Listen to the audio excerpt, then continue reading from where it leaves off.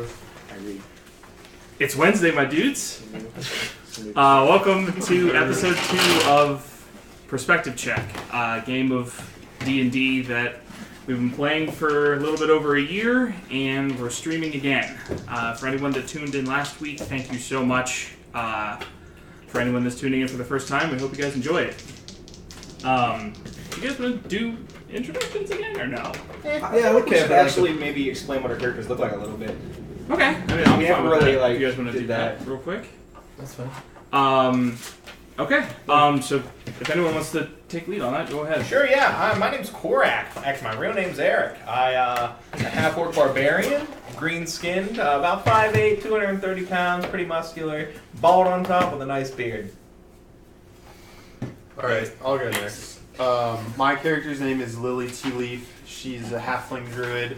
She's like roughly 14 years old in age, probably about 3 to 4 feet tall, has little fox ears, a tattoo on her, I think it's her right arm, of a bunch of tea leaves, and another tattoo on her back of 2 flying giant eagles. So that is her. What are the adorable. eagles' names? Wonder Bread.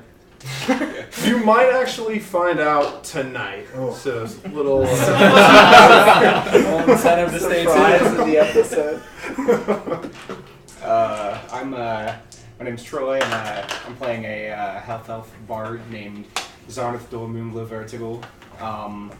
He's average height. He's got black hair that's in the process of growing back in right now, with a silver streak going through it, and he has a black goatee with a silver streak going through it, and a ridiculous hat with a feather in it. Please ignore the man behind the camera. Who's up next? I am Sindal Falamir. I play an Eladrin wizard. His age is somewhere in the range of 100 to 150. He wears... Well, I guess I do have the magical item on right now. So I wear a quite not really kosher robe that just has a random patches all over it. But normally his attire is more of hand wraps that go up his arms that are black in color with a dark blue tight, more like a Jedi style attire wraps and just loose fitting robes. He's a wizard, of course. I'm Kaylee, and I play Fenrir Lucavella, who is a young dwarf paladin. He's pretty tall for a dwarf. He's about 5'1", which is pretty damn tall for a dwarf. He's got reddish brown hair, lots of tattoos, kind of tattered skin from lots of sun exposure, and yeah, faded tattoos everywhere. And my character's name is Albert. He's a sun cleric, or light cleric, I believe is the operative term. Yeah. He's a long, flowing, almost iridescent hair that has a radiant sheen to it, which is partly how he got his title, the Radiant Sun. Among other things that you'll soon find out. That does start soon. I forgot to mention that my hair is silver, Suspense. which is a mark of Eladrin, I suppose. It's just one braid that just lays either across the back or across the side, and I have teal markings that run up and down across my face. Our characters are actually just insane murderers. I mean, Pretty much. I mean, that's every D&D character. But You guys didn't see We shit. should probably do that for like the next. They call 3 them episodes. adventurers. What? Just intros, Probably. just descriptions. Oh, and also for descriptions, I'm Cody. I'll be the things that are going to kill everybody here in about 2 minutes. All the things. Yeah, Bad guy. 20 minutes. So, He's the guy that does the least amount of work every week. yeah, I don't set all this up or anything. Try. So, if you guys are ready, on the last exciting episode of Dungeons and Dragon Ball Z, our group of adventurers, known as Nocturnum, finished their celebrating over their victory over the Orc War Chief named Shagra Bladespine. After celebrating, they had to figure out what their next priority, what their next task to do was. So they decided to help a girl that they had met previously. Her name is Junla, and she showed strange powers after being kidnapped by an Alcied, a centaur-like creature, who claimed that this girl was part of a vision, and that she had to go to 3 Arcane Junctions to fulfill whatever this vision is. These Arcane Junctions are places in the world where the natural flow of magic tend to overlap with each other, producing particularly strong locations of arcane magic. So the group, for lack of better terms, facilitated a willing kidnapping from her father, who did not approve of her going to these junctions. Needing a guide, they acquired the aid of Korak, the half-orc barbarian, who, having spent most of his life here in Kelisari, knows the ways of the Shimmerwood wood, because of these arcane junctions, is laden with strong, crazy, illusory magic that can lead even the best of hunters astray. Together with Junla, they went and found Kalen, the Alcied, and her mate Suthera, another centaur, and started making their way towards this junction, where they were ambushed by a pack of gnolls, tall, dog-like humanoids, whose sole purpose is to eat and kill and devour any and all living creatures. They dealt with the pack until they managed to find the junction, which appears to be a ruin of some kind, where they now see that a larger group of these gnolls have taken up residency. The group decided that they were going to try to ambush the camp and spring their attack and deal with them as quickly as possible. However, on their approach, they were spotted by a patrol of these gnolls with one of their dogs. Alerting the camp, that's where we pick up tonight. So, everybody, I need you all to go ahead and roll initiative. It's game time, boys. Damn it. Suck. Can I use luck? What have you used so far? You really want to use luck on mission? Why not? Yeah, why not? Damn, I'm using right luck. out the start, eh? Alright, much better. Don't you share initiative now? Oh, that's right. I think I get 3 lucks in a day. Yeah. For game day. This is like such a useful feat for Lily, and just me as a roller in general. Just, anyone. It's a big roller. Luck's pretty awesome. Luck. It is. It's Luck a is great so feat. strong. And you know what's gonna happen is later there's gonna be something I really need it for. That's what I'm saying. That's what that ring is for. True. Yeah, I get to use some of these items finally in this battle. Alright, Still have the eye. initiatives. Wait, he's not rolling behind. No, The eyes in my bag. Initiatives, 25 to 20. Good. Not a good start, boys. Boys, 20 to 15. 15. 17. 17. 19. Who goes before you? 19, You. 17, 17. 15. You're faster on Yeah. dex. It's the one roll I needed today.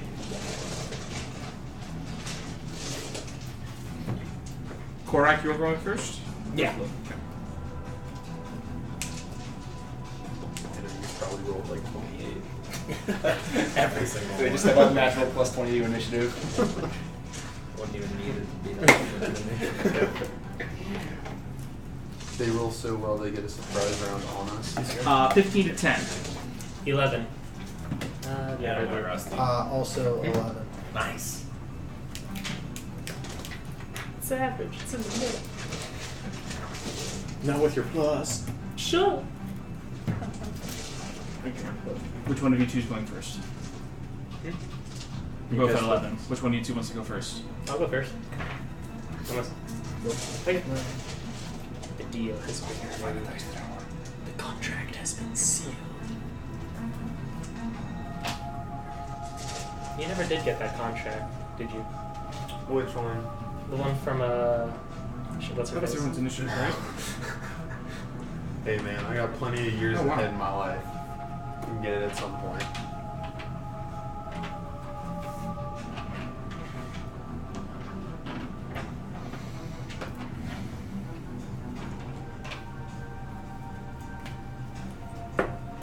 Okay, so. Stall. Korak. Lily. Zorn. Bear.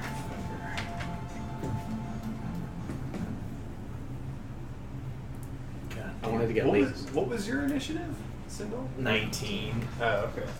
What's that? And then Big one. one other thing here. 1 second. Sorry guys, I'm not prepared. Don't do anything. The viewers are dropping out. Ooh, I wanted to get laser pointers. That's my. I think I'm gonna pick up some laser pointers. Laser pointers. Yeah. So we could shine them directly into the camera lenses. That's exactly what you should do. Shine them in my Yep. eye the entire time. Yep. I mean, what yeah. else am I? Yeah, what else are people gonna do? I'm immediately redacting that.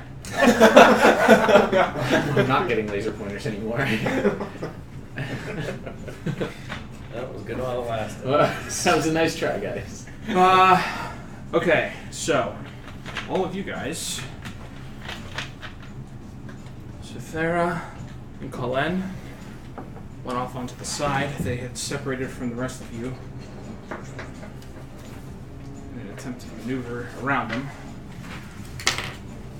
Is the green line like a tree line? Yes, everything outside of the green line is difficult terrain. Okay.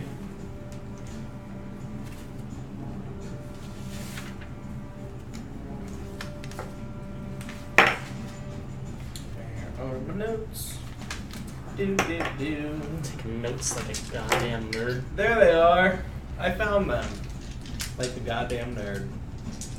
You can't try to put egg on my face. My face is forever eggy. I don't know what that means. I don't know where my orange from my pink pen was. Okay, so Sindal, you are here along with your two skeletons. You're up first. Take a quick look. I know what I'm gonna do. So I'm yeah, gonna there's map this it out. patrol here that you can see with these two They were the ones who warned gnolls us. with their hyena, and the hyena and both of them are all of them are pointing and almost barking, and they're yelling at you. Sure. And you can hear the rest of the camp arousing at that.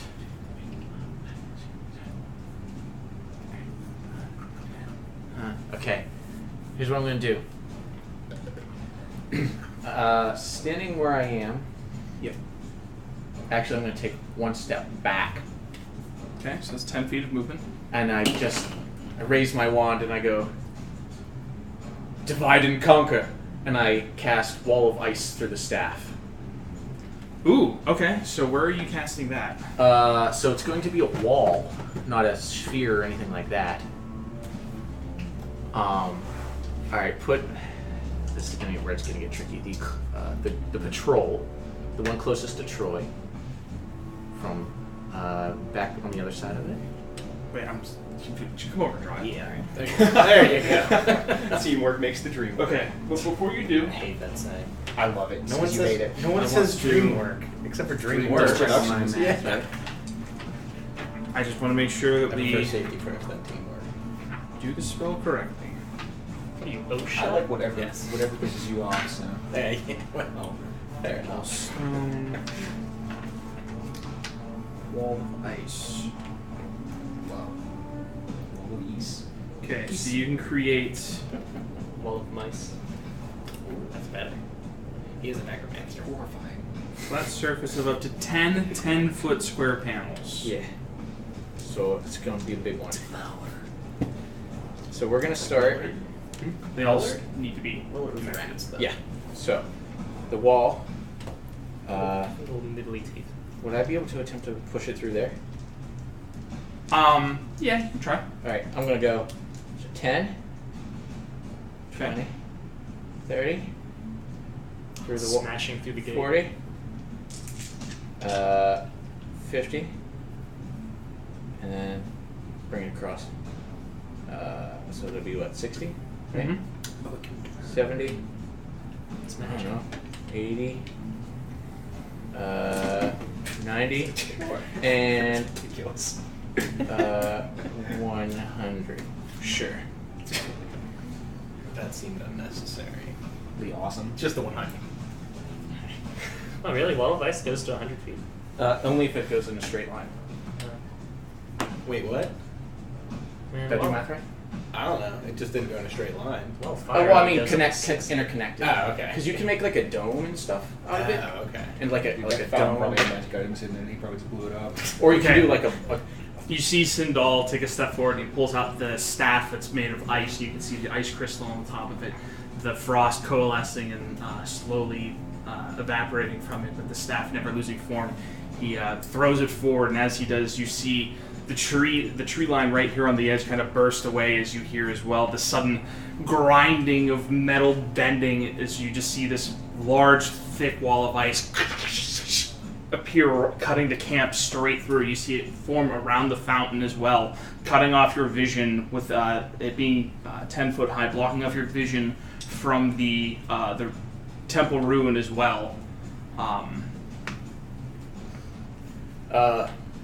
And then Now, shoot them, and I command my two skeletons to shoot the dog. okay, go ahead and make your attack rolls.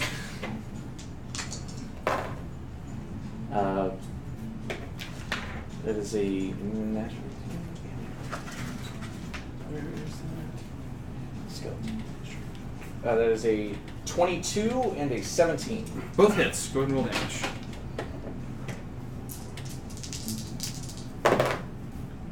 Uh, 11 points of damage and 8 points of damage. Okay. So you see as the two skeletons pull back with these short bows, and two of them just slamming into the front of the dog, kind of catching it in the collar, and then one catching it in the neck. What? He's You dead. killed the dog first? Some dog must be Anything quite else? evil. What's the matter with you? No, that's all. Next up. Oh, Jesus. You see the patrols here. This first one taking 2 steps back, kind of confused by this forming of the wall as it pulls back with its longbow and fires off 2 shots, both at the one that just made the strange wall. And where is he in the back there? Is that him? Yeah, it's this one. Yeah, here. No, just I mean, the Oh, Sindal's here, Yeah, yes. And I will say, because you guys are in the tree line, you guys have half cover, but you also, anything you're firing against that's not in the tree line, because you're in the trees, you don't, unless you're on the edge, they have partial cover as well. But so the first 2 attacks against you are 15 and a natural 1. no, both hits. No, just 15. Oh yeah, you Mage have armor. mage armor. That's right. Okay, so it fires off 2 shots, both of them missing at you. The other one here, 30, charging forward, uses its sudden rush to come running up onto the first person that it sees to make a single bite attack against Zarn, which is an 18 versus armor class. I'll use my Warding flare. warding flare. That's 14 versus armor class. Okay, so you see as this thing comes running forward, it lunges up at you and it's about to sink its teeth down into you. Up air, you pull out your holy symbol. There's a sudden flash of radiant light and it blinds it temporarily and stumbles, and you manage to get underneath it, where in its throat, and push it back away from you. Thanks, I'll buy you one. Teamwork. Okay, so that's the patrol. We're making the tree. Korak. I'm going to charge at the one that just attacked Zonathor, and on my way, I'd like to go into a rage. Okay, so 5, 10, 15, 20. And then I would like to recklessly attack that guy twice. Okay, go ahead and make your attack rolls. What's that? You remember your rage I this remembered to rage. I'm so proud. Oh, that's not good.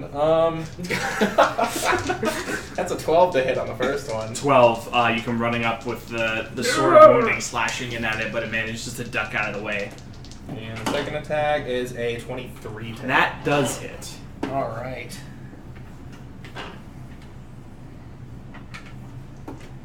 That'll be 9 points of damage, and it is wounded. It is wounded.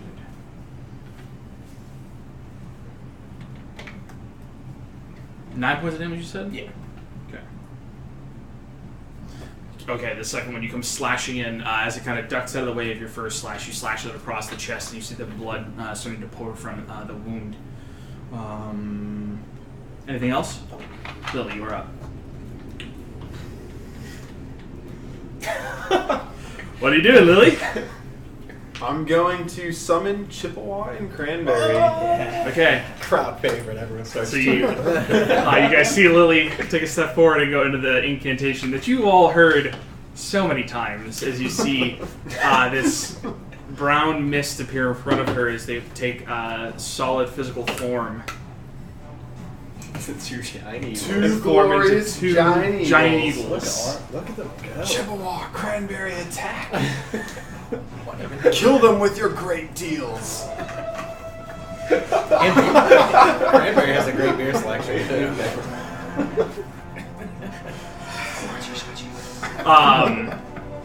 Okay, and where are you having them attack? Actually, I'm gonna sick them on that other one that was shooting at Sindal. And what's the movement speed on giant eagles? Oh shoot! Why are you asking me all of these? Because they're your creatures, man. You gotta know Why are this. you asking this question? Alright, you need painted, man. What's that? Oh, I know. Movement We'll get is there. 80 You're feet just so flying. light. Oh god. All right. I'm just gonna pull up the sheets here.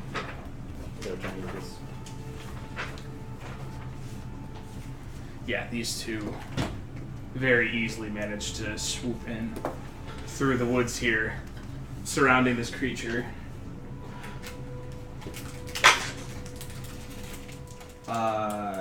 It's dead. That's a 10 is the highest. The first of Cranberry. Let's see how Chippewa does here. Wait, you're rolling for them? Oh yeah, I guess I normally don't roll for them. Go ahead. Yeah, no, go ahead and roll your attacks for the creatures. All right. I'm trying to make it We'll look do like he does. Chippewa first. One hit is a. Where's the plus at it? It's +5. Okay, 22 then, so that's one hit. Okay, so 22. Yeah, 22 definitely hits. So I guess we'll say that was the beak. I'll be friendly and say it was the beak. 8 points of damage. Okay. Actually, I'm gonna separate my rolls from now on so that I know. All right, and then the other one, beak attack, is a miss, I'm sure. And then 15 on talons. 15 is a hit. Okay. 11. Feels like Okay. Chippewa. So yeah, you just see these two eagles just come swooping in on this creature, and you hear it yelping in pain as they're begin tearing into the creature's flesh. Anything else? Nope. That's all I Okay, can do you want to move or anything? No, I'm gonna stay where I'm at the moment. Okay. Zarn, you're up. Alright, well, there's a freaking monster in my face, so I'm gonna pull out the sword that is the +1 longsword from Chagra. Okay. And I'm gonna take 2 attacks on him. It's gonna be a it's 22 versus AC. Yeah, it's a hit. That'll be I think I have +4, so 7 damage. Okay. And the other attack is going to be a crit. Natural Oh, 20. all right. Natural Go ahead 20. and roll your 2d8s. It's going to be 10 plus 4, 14 damage. Okay, yeah, you go in with your 2 slashes against this. It already recoiling back from the wound from Korak. You just go in with a second slash, kind of opening up the wound a little bit more, then following up with a stab straight through the chest, and you see the light cold in its eyes. And then I turn around and clasp Bear by the shoulder and say, "There was a good display of friendship, the power of friendship," and I inspire him.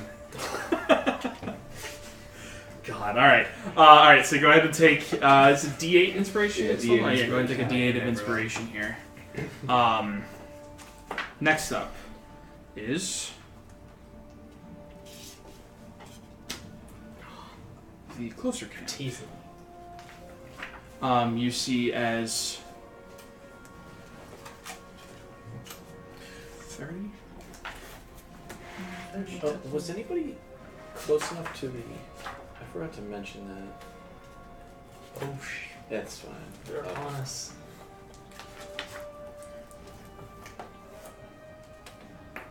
Oh my. Okay, you see as this camp comes rushing forward, 2 of them coming up on you. They both... The one gets a full... They have Hmm? advantage. Oh, perfect. The one gets a full round of attacks, the other had to use its sudden rush, so it only gets a single bite. So we'll do that one first. That's a 17 versus armor class. Get the fuck out of here. That's a miss. Alright. Is it? What's your armor class? 19 with my shield. That's 19 against ranged attacks. 21 with against What? ranged attacks. How the hell do you have 19? Because I have 4 Constitution modifier and 3 Dex Yeah, but that should only be 17. plus 2. 19 for the shield, right. Got it. Got it. Alright, so yeah, that one misses with its, and then the other one gets a full 3 round of attacks against you. So that is an 18, which misses. Yes. Second one, that's definitely a hit. That's 22, Yeah. and then its bite is also a miss. So it gets 6 points of damage on you. Which is halved to 3. As it comes, as these things come running up on you, the one attempting to bite, you push it back with your shield, and the other one goes in for 2 slashes, managing to get just a little nick on you, but you, your rage, don't even barely notice it. Then the wolf comes running forward and goes for an attack on Lunae, which is a disadvantage, and that's like a 6. The wolf comes running up, or the hyena comes running up, attempting to bite at Lunae, but Lunae's so much larger and more imposing that it kind of loses its edge right before it manages to get in for a bite. The other one's here.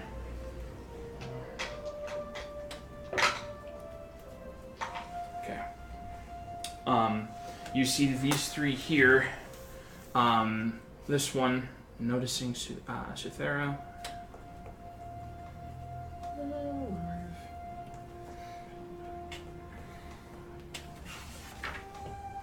That's 50 feet of movement. It's going to fully dash up to there. 15, 20, takes cover behind the tree, and is going to pop off 2 shots.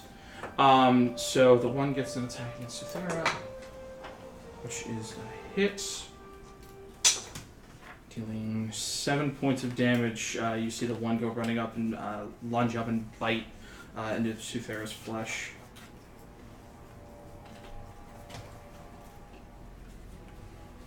The one came dashing up here. The one with the longbow is going to take 2 shots. 2 shots? 2 shots. Yes. One against Lily and the other against Fenrir. Hey, where are you? Against Lily, that's a 21. You take 6 points of damage. Your movement speed is reduced by 10. What? And I need you to make a Constitution saving throw for concentration. 6 points. Is that minus 10 to movement speed temporary, or do I not? Until this creature's next turn. Okay. Constitution? It's for concentration. No, I know. I was just checking. But yeah, Constitution. you had your Constitution. Ooh. Don't you have Warcaster? No. I have magic initiative. That's right. 10. Okay, you managed to maintain your Yes. concentration on that. You have no Um, constitution plus. I have none. And then the second shot is against Fenrir. Rolls a natural 1. Yeah, the second shot just goes really wide off into the trees. Alright, Albert, you're up next. I'm not in direct melee range with any of them, are I? No, you are here in the middle, kind of away from everything.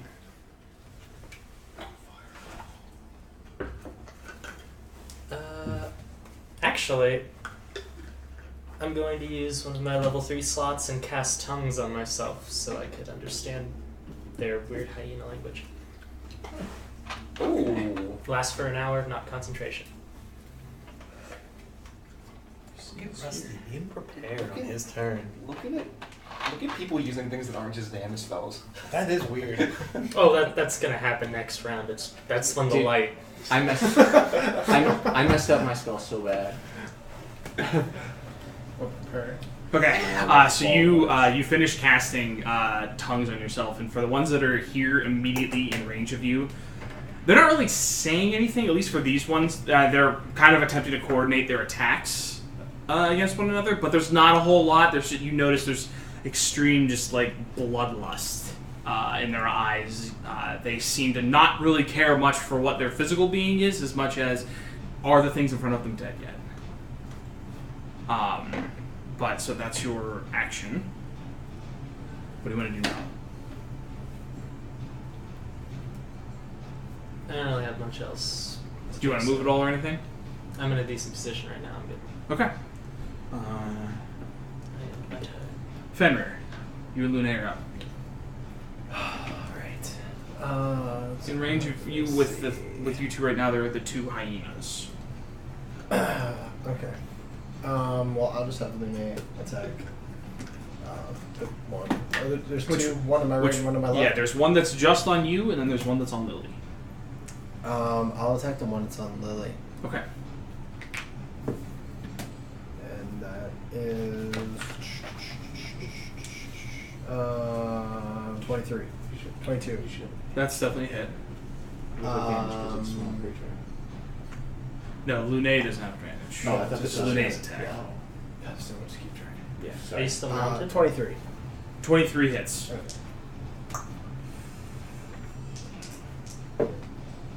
Ooh.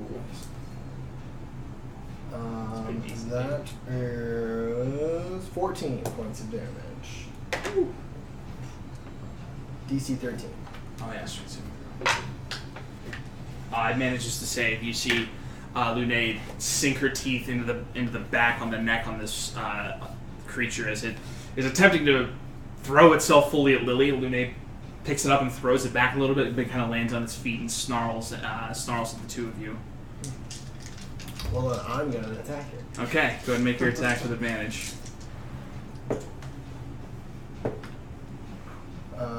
That is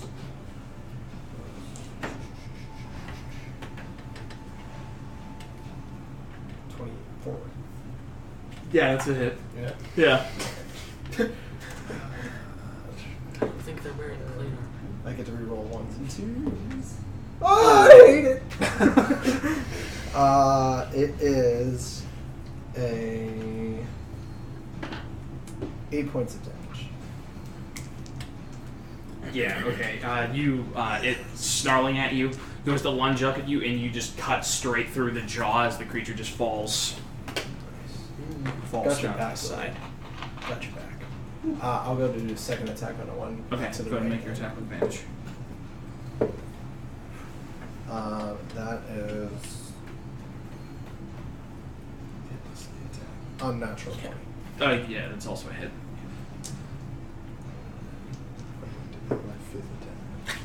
And that is 14 points of damage.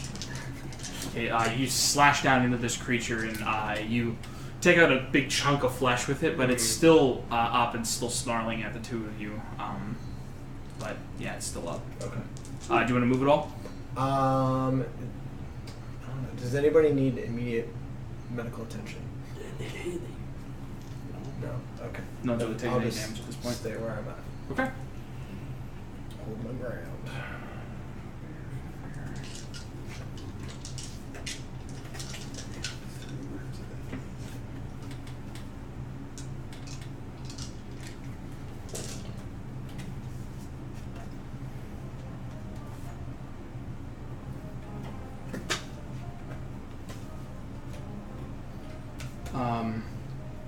You see as this one here. Can we see through the big ice wall? No, I'm just moving these ones. It's 10 feet How high. clear is this? It's only 10 feet high? Not very. Okay. This That's isn't, not too this bad. isn't even high quality ice. Stevie, you need to give me one of these. All right, what is Cranberry's armor class? Oh man. Well, both of them should be 13. That is Okay, the armor class of the giant. 2 bites land. The giant eagle. One of them takes 9 points of damage. The impressions are weak. Okay, which one are you attacking? We gotta This make- one. Alright, we're gonna say that one's Chippewa. Okay, so Because Chippewa. that's the first one listed on my pick. Chippewa takes 9 points of damage. Okay. And then the other one is gonna, the one back here is gonna Oh, fire off no. 2 longbow shots. Chippewa dies in combat. That's a natural 20. Shit. If he summons it again, it can't be Chippewa. So I have to be like Gecko. So that's It's alright, they're not even real. 13 points of damage. No, 11 points of damage, sorry. Still up? Wait a minute. Yes. Okay. Then one more shot as well, and that's only a 10 versus armor class. Okay. No, they start out with 26 HP. So we're good. Chippewa's still up. We're solid. Not for long. If Chippewa goes down, does he have to summon man. express? Holy crap. Movement on those with their just watch on my next.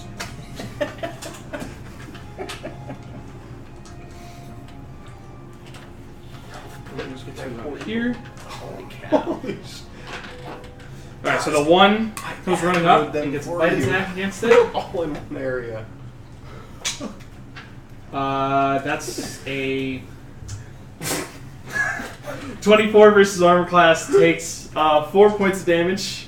Which one is that again? This one again. Alright. Still up. Oh yeah.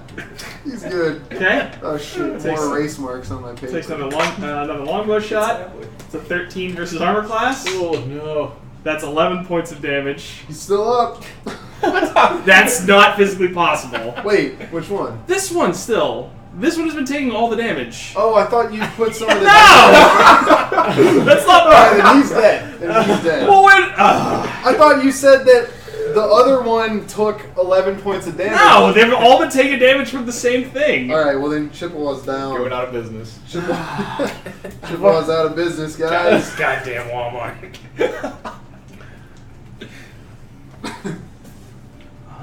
He's actually a marketplace giant eagle. He has more HP. Your next one need to be. It needs to be Express. Giant Eagle Express. That's one of a kind right there. Open 24 set. He can only summon one type of giant eagle. He can't go too high in challenger rating, you see. Yeah, that's true. I'm just glad Cranberry's still alive because I like their selection. It's a little pricey, but It's not looking good for Cranberry right now.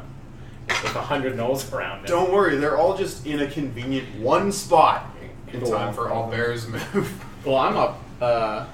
Not too far from here. Yeah. Has, Well, I don't know. I don't know what your character can do. So. I can do a lot of stuff. Yeah, You know how you can turn people into raisins? He can see. I can. I swear to God, if we fight a plant-based monster, they're done. Hey, we did fight a demon tree. We're in a magical forest. Okay. And honestly, yeah. You guys see in here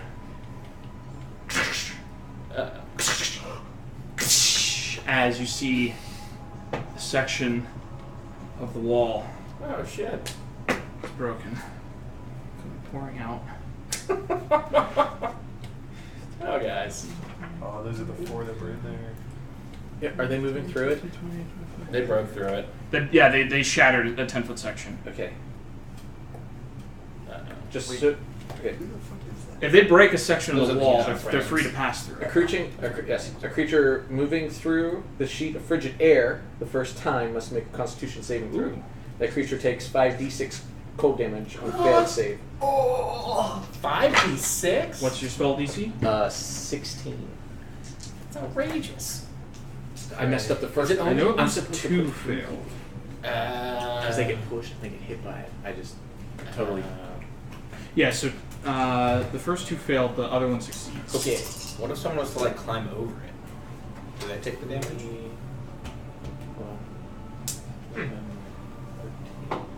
So it was 13. So the fails take 13, and what is it, 6 for half? Yeah. It's 5d6. So if you climb over it, what do you?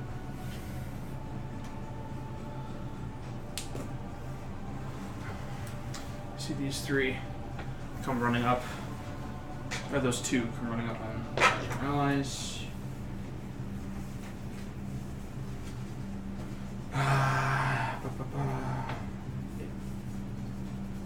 Be him. Alright, so Thera takes a hit.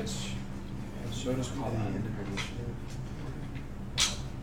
Not quite. Still somebody who has to go. Colin takes 7 points of damage. No. I think it's our friends. So Thera Takes takes really bad initiative rolls, apparently. Yeah, I rolled a natural 1 for their There you initiative. go. And then you also see, stepping out, this larger one that you see come walking out.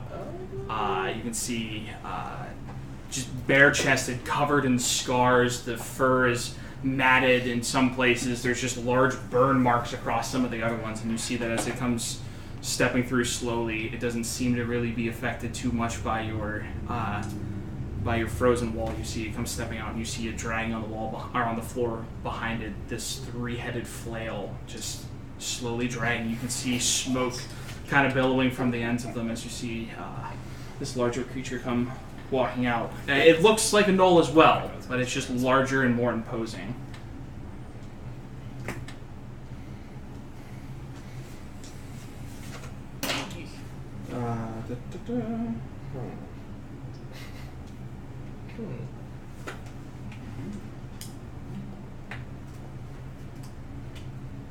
It has 150 movements.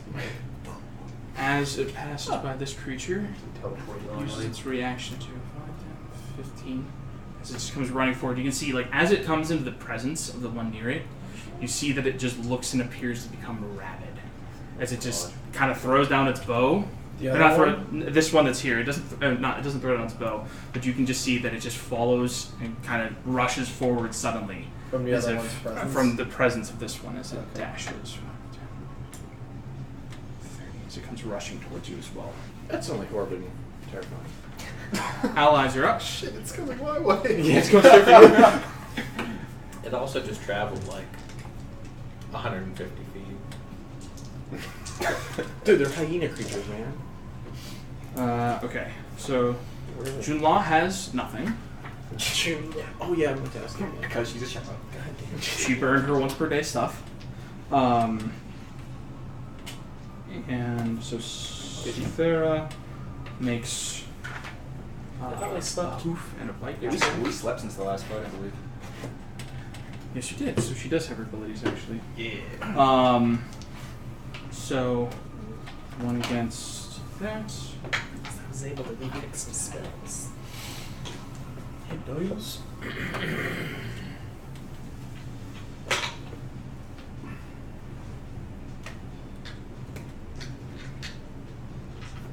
Okay, so you see the one that just came running up, one of the ones that just came running out from the gap in the wall.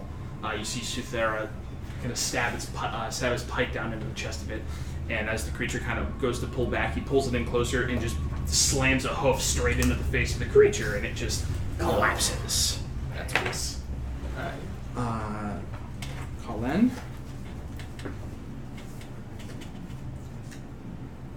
is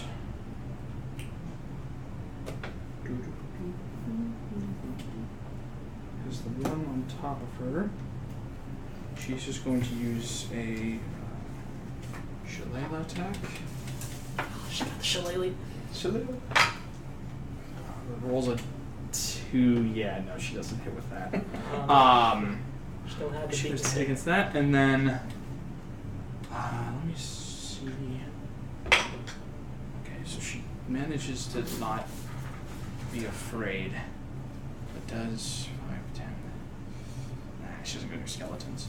She gets a little bit closer towards the big wolf, and goes to shoot at one of the ones that's swarming in on top of you. With her.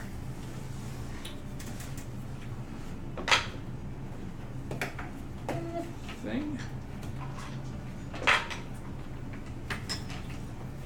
I forget, had either of the two that were on you been hit yet? I don't believe so. No, they have not. I didn't hit either of them. That's all I really know.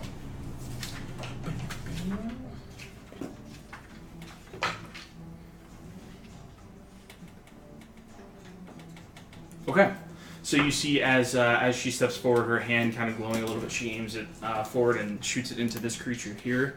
Hits it in the face. Doesn't burn it away, but you can see that as it does, it's recoiling back, and you can see that its eyes are just milky and gray, and the creature is blinded.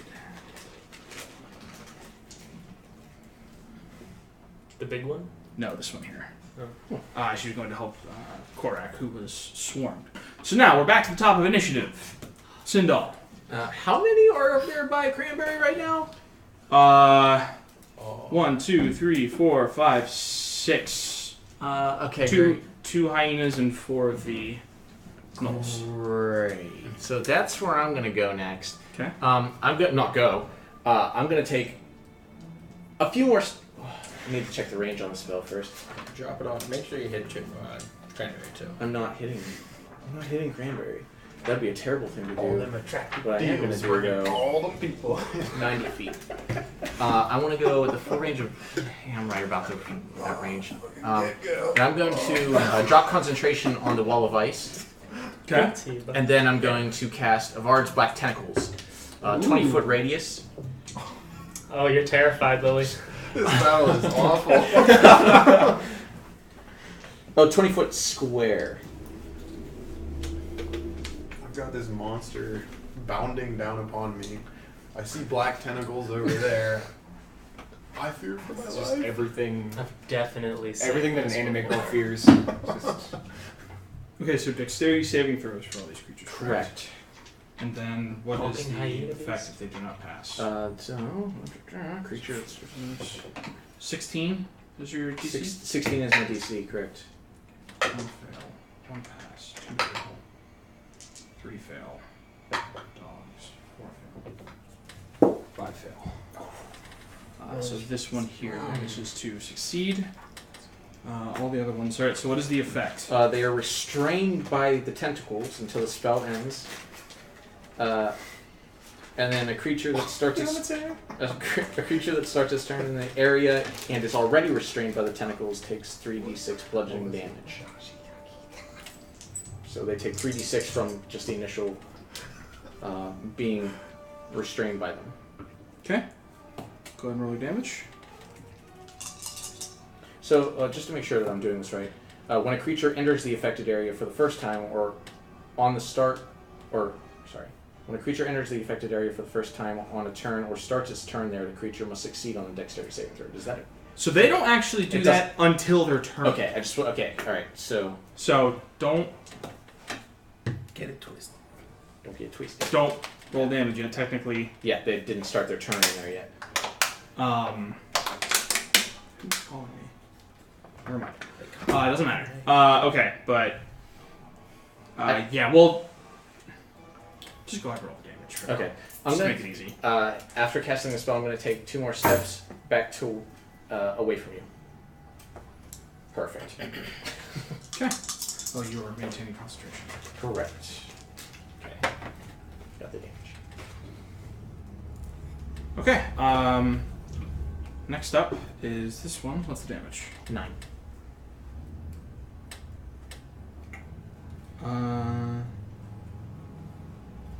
Okay, yeah, no. It just gets pummeled to death by... you see that these black writhing tentacles reach up out of the ground and surround some of these things. It reaches up around the one, and you can see that it kind of wraps around its neck, and you just see these two tentacles just start bashing into it, and it just falls down into this black... into the darkness, and it just can't be seen anymore. Excuse me. That's the sound it made. Yeah, that's the sound the enemy makes. Okay, so that is all of the patrols are dead. Okay. And then bonus action, the skeletons move a little bit more in front of me from that giant group of people that I just farted black tentacle. To sort of be in between. Yeah, perfect. And Okay. then they'll shoot at one of the guys in that Korax fight, the closer one. This is really tough. This one here? Yes. Without being painted. Okay. So, Go make 2 attacks. Stewie, come on. Oh, that's good. No, I guess that is a centaur. 2 definite misses. Those are Okay. like under 10. 2 shots missed. They slam into the tree. The one slams into the broken gate. Korak, you're up. Okay, so is there space between Aubert and that hyena? Yes. I would like to take a defensive step back into there. Okay, that provokes an attack of opportunity. That's fine, whatever. They have advantage. Oh, no, wait, they don't. They don't anymore, but it's still... That's only 17. That's a miss. Okay, so I'm going to recklessly attack the hyena. Okay, then make your attack. Well, Do it one at a time. okay, fair enough. That would be a 20 to hit. That's a hit.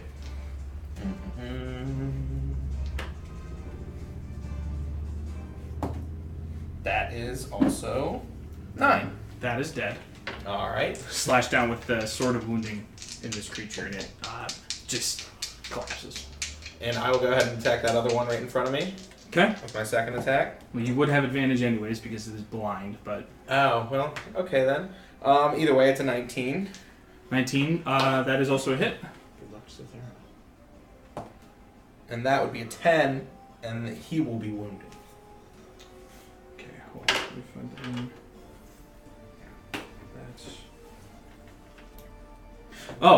That's... so with it kind of stumbling back, you just step forward and just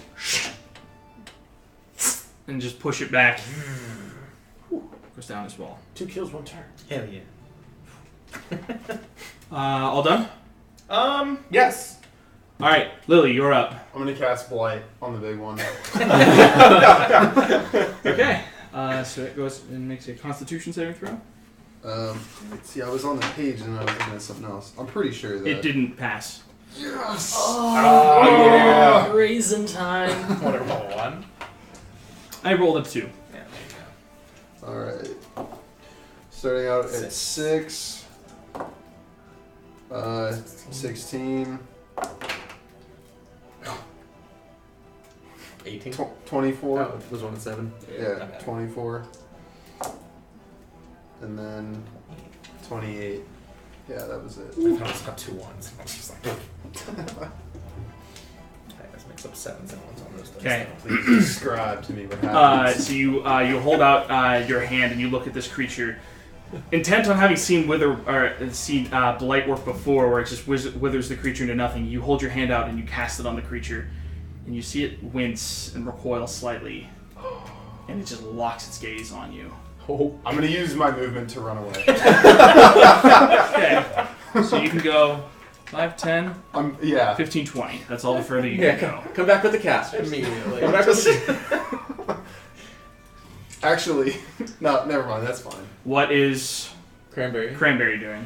Do I verbally command or telepathically command these? I don't remember. It's conjured. Verbally, we'll say. I'm gonna shout to it to come help me and attack this giant thing. Okay, so 10, 20. Oh yeah, no, it has more than enough movement. Oh yeah, I gotta keep. Troy. Can I use your Keep flipping back and inspiration forth. on a magic attack roll? Yep. All right, I'm allowed to Just attack it, right? not magic damage. Okay, just I'll the do roll. the beak first. That's a 22. That's a hit. So that damage is. Ooh, nice. That'll be a 9. Okay. And then the talons. Oh, 13. 13's a miss. Okay, it goes in for 2 attacks. It kind of pecks into it. Its eyes are just locked on you. Lily. Zarn. Alright. I turn to Sadar and say, "Can I stand on that wall?" This wall's gone. The wall's gone. Oh yeah, he dropped concentration on it. The wall. Oh, I thought it stayed after concentration. Like Giant did. I misread that. Okay. Alright. In that case, I'm going to cast Dissonant Whispers on the big dude. It passed. It rolled a 22. So he takes 13 and a half is 6 points of damage. And I'm going to I'll probably stay where I am, and I'm gonna inspire Fenrir. And so turn around and be like, "Nice beard, Fenrir." With a really serious gaze, like right into your eyes. Nice beard, Fenrir. He loves my beard. Okay. So, are you moving or anything? I'm gonna step back once. Yeah. Okay. So, up next is the enemies.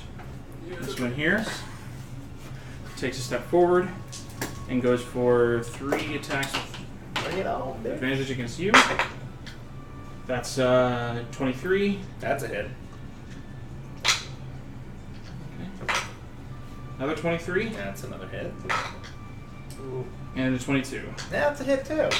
Can I last one use my reaction to Warden Flare? Okay, natural 20. What does the Warden Flare do? It gives it Don't tell me. It's disadvantage. Yeah, I'd rather just know. Or not know, rather. Oops. Okay, so you take 10, halved to 5, 7, rounded to 3, and then another 3 after that as well. Alright. This one here takes 2 shots at Cranberry. Where's Chiplaw? Chippewa died. Chippewa's dead as fuck. Chippewa got schwacked. Where's We're Chippewa? on business. That's 15 and then higher than that on attacks against it. Yeah. So it takes 17 points of damage. I'm pretty sure this is the first time it's been hit. I believe you are correct. Another 11. Dude, does that ever use And then the one that is over here against Suthera goes into 4 attacks against it. What is Suthera's armor class? Only 12, so that is 3 hits. Alright, so that's 9, 13, 16. Ooh, 24 points of damage. You see as the one just goes launching into Suthera, just hacking and slashing into it. You see large gaping wounds appear on Suthera's front and on his flank. He's not looking great at this point. I technically can't even really see Suthera, huh? Oh no, absolutely not with where you are in the trees. Yeah. So that was this group. Up here. Big guy. Guiding bolt. Go ahead and make your attack roll.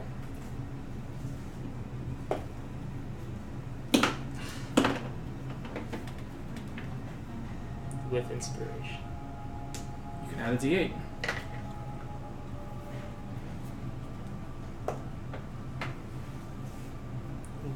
Do the terrified cries of Lily count as inspiration? No. Alright. 21. That's a hit. Go ahead and roll your damage.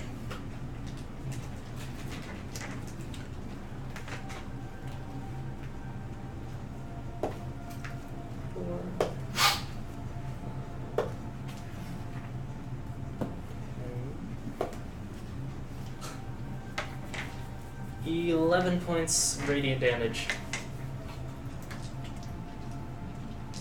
Okay, And as he's sparkling. as you hold out your hand, this array of radiant energy slams into the front of this creature, and as it staggers back, you see that the glowing light surrounds its form and kind of gives away its movements as it begins to continue to walk towards Lily. At least it's walking. The next attack against it has advantage.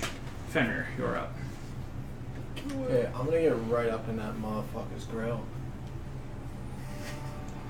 And Please get it. What about what would piece just right? yeah, that's why I text that advantage. Because I hit him with Guiding Bolt, which means the next You have physical advantage attack out of the way against because of your mount. I was Oh, well. that's Is it smaller than my mount? Yeah. Okay. Well, cool. Double advantage. So go ahead and roll. Yeah. This is for Lunac. Okay. So Lune's attack has advantage because of the And- thing. That is 21. Yeah, it's hit. 20. It made its saving throw.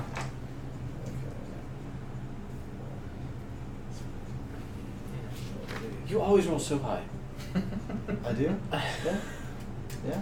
Maybe 12. It's not that high, though. 4 and 5. You should be happy about Yeah, I'm happy. I want to. Okay. Now go ahead and roll your 2 attacks. that. DC 13. It's saved. Fantastic. Sorry. I just have to remind you because I know you don't remember anything. Natural 1. And that is 24. It's a hit. Okay. And Smite them. yeah, can I Divine Smite? Yeah. What level do you want to do that? Level 2. Okay. So that's an extra 3d8. Okay. I need the power of friendship. Oh, I gave you all. Actually, here, I'll use one of Rusty's as well. And I gave him an Average. 8. Average. So that is You're so friendly.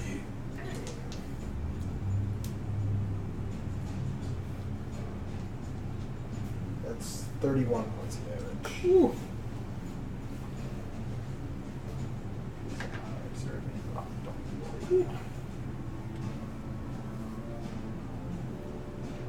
Okay. That's your first attack. Yeah, and I'll go again. Keep that close. Okay, and that is 27. That's also a hit. Divine Smite level 1. Okay. So that's just an extra 2d6 or 2d8. Can you do multiple smites in a turn? Oh yeah. Oh my god. Okay, so that is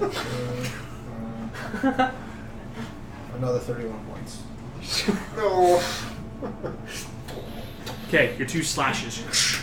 You go into them. It sinks into the creature's shoulders, and it recoils back in pain as you pull back with the second. You get sinking in the second strike, expecting it to kill it. It goes and throws the axe out of it. You can see blood pouring from the wounds. And where previously its gaze was locked on Lily, it's now locked on you. You do anything else? Let's see here. I can't remember what all I can do as a bonus action. Pretty much the only thing you can really do is either if you have a spell, you can cast it, or you can I think do you your do your vow. Yeah, those are the only 2 things. So I don't know if you have shield. What's shield? Shield of Faith, I think, is a Shield. bonus action. Shield of Faith is a bonus action. That's just plus 2 AC, yeah? Yep, Yeah. concentration. Can I do an Oath of Vengeance spell? Yeah. Bonus action? I forget what Hold Person does. But Hold person's an action. it's an action? Yeah. Okay. Well, in that case, I'll just cast Hunter's Mark on it for the hell of it. Okay. I'll take the wounds. I'll be alright. So it's already got a thing on it, so we'll just toss that on you. Okay. Extra D6. All done? Yeah. Okay. Enemies' turns. I So don't want this thing's attention on me anyways. the one turns its attention away from Colin, goes for Suthera. Oh, all these ones are going to take damage here in a second. I just want to point that out. I was gonna just make sure that you didn't like re-roll again and take damage again if you. No. I never wrote down the damage to begin with. Okay. So. Okay, so it takes 2 long. Suthera takes 2 long sword hits. So the first one is 6. Okay. You see as the other one turns and it goes in 3 attacks against it, and Suthera collapses under the barrage. Okay, so this one starts to turn in it, so it needs to make another saving throw. Right. Well, yeah. Well, if they're going through it. Oh well, I made all the saving throws because that's when it starts its turn. Right. So okay, so this one's fine. The other ones all take. How much damage was it? It was again? 9. 9 points of damage. Okay. So. They all restrained.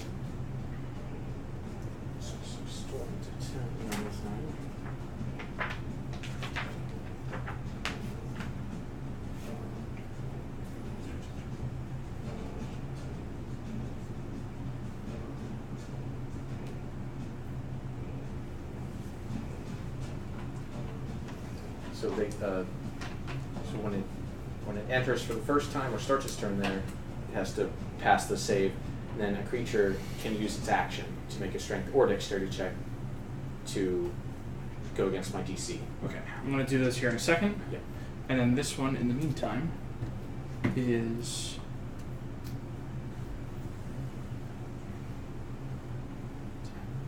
It's going to rush forward and Cranberry. attempt to help Cranberry. Or not help Cranberry, just help Cranberry. That's 15. Takes 4 points of damage. Still up. Okay. Flight. Yes.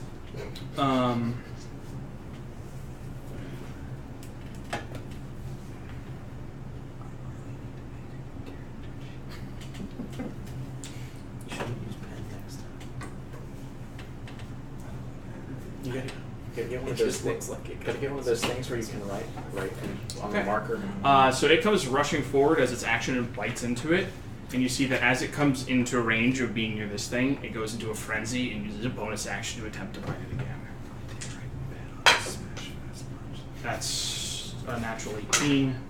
That's another 4 points of damage. Still up. Ooh. Okay. These ones. Cranberry just wants that killing blow on boss mode over there. Yes. You steal that.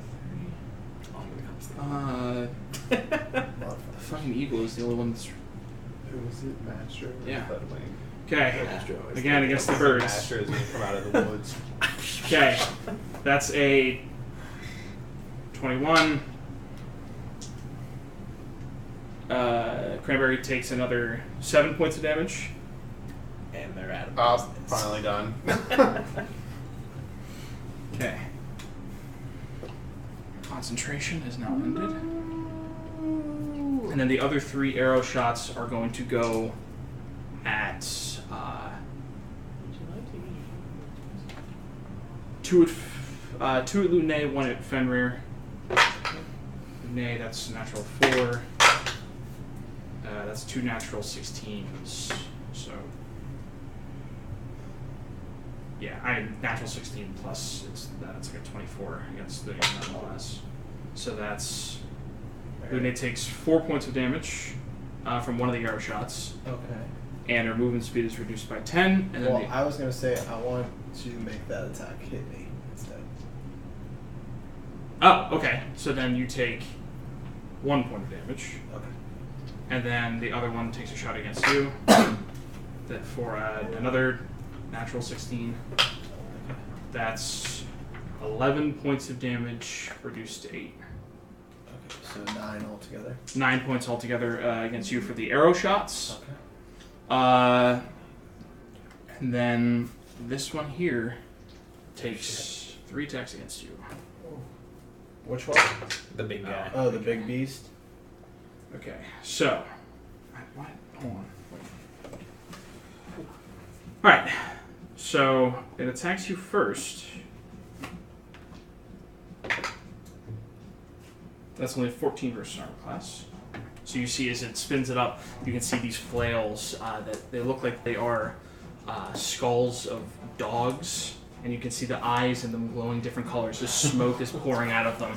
It comes swinging across as one of the ones, a purple glow coming to it, swings wide against it, misses. The second one misses as well. And the third one, that's definitely a hit. That's 28 versus armor class. That's a miss. So you take. He smacks away with his hand. Character is actually Sasuke. Okay, so you take 7 points of bludgeoning damage, reduced to 4, Okay. plus an additional 25 points of psychic damage. Oh. Daddy. And I need you to make Actually, I need you to make 3 concentration checks on Hunter's Mark. Because you got hit by 2 arrows and this one. So go ahead and roll and add your Constitution modifier. So the first one for the first arrow shot. That is 14. You're fine. Go ahead and make your second one. Just my modifier or Yep. my saving throw? Plus your saving. Oh, okay, so that's 17. Okay. And that is 22 Okay. Last one. and 23. Maintain. So hold on, 25. 25, 4, and 1, if I'm not mistaken. Trying to get all this. No, because the first 2 attacks total up to 9 points of damage. Oh, sorry, I missed the first one. Those were the arrows. Those were the 2 arrows were 9, Yeah, and then there was the 4 points. 4 points of bludgeoning So damage. 13 and plus 25. Plus 25 second damage. Okay. Okay. Then. Yeah. Oh, wait. Okay, never mind. I already used that. Okay, yeah. Allies. So, Junla is now tapped out of her ability. No one's paying attention to him because I'm gonna die. She, I don't even know what's going on up there, you know. Colin, uses her action to cast Cure Wounds at 2nd level. Ooh, only heals him for 3. No, not 3. 6 in total. It's a little better. Not much. So Farah is now at 6. He uses his action to stand. And goes for 2 attacks against the one that is in front of him. Oh, he was. That's He a just got natural hit. 20. Nice. Sutera. That's 10 points of damage. Do they show up on the camera? Yeah, Okay. all of this. Wait, did he Yeah. use his own action to stand up? He uses half his movement speed to stand up. Okay. As he kind of picks himself up from the ground, lunges up with the pike, manages to catch it right up underneath the neck. As it pulls the pike back out, the creature falls to the ground dead.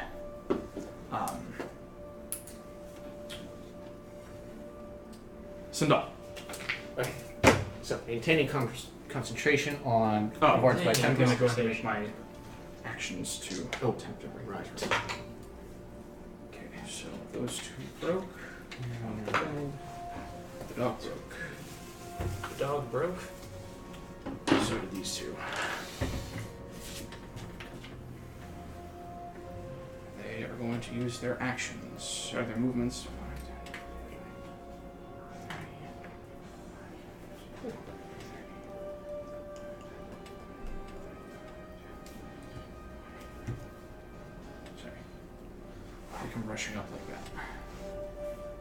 Sindal. I will. I'm not sure what the approach is on this one. I guess. Are 5 of them clumped up together now? Yeah. Yeah, nice. I'll bring the staff back out then. And then I'm going to cast Ice Storm, centered basically around that tree, 20-foot radius, Okay. to catch those So 5 you're- people. Yeah, I gotta drop concentration on that. Too many broke out. And what's the radius on it? 20-foot radius. Okay, so you cast it and it catches all of these in there. So what is the damage on that?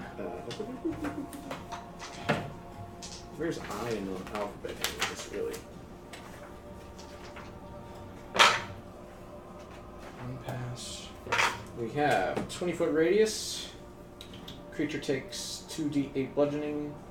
Oh, so dexterity saving throw. 2 Oh, actually, no, it doesn't make a difference. They're both 2d8 and 4d6 on a failed save. Half as much on successful. So we have 8.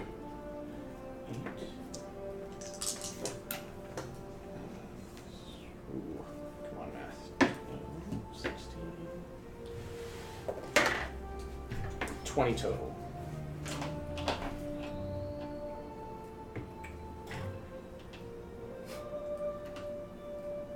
Okay, you see as which one was it? The one that came up. All the rest of these creatures. You see as there is a sudden ice storm that appears in front of you, kind of crystallizing all around this tree that was already kind of going into the phases of fall. Was already actually fully in it, and you can just see all the leaves wither and freeze as this sudden ice storm appears, coating the ground in a slick sheet of ice as all of those creatures crystallize.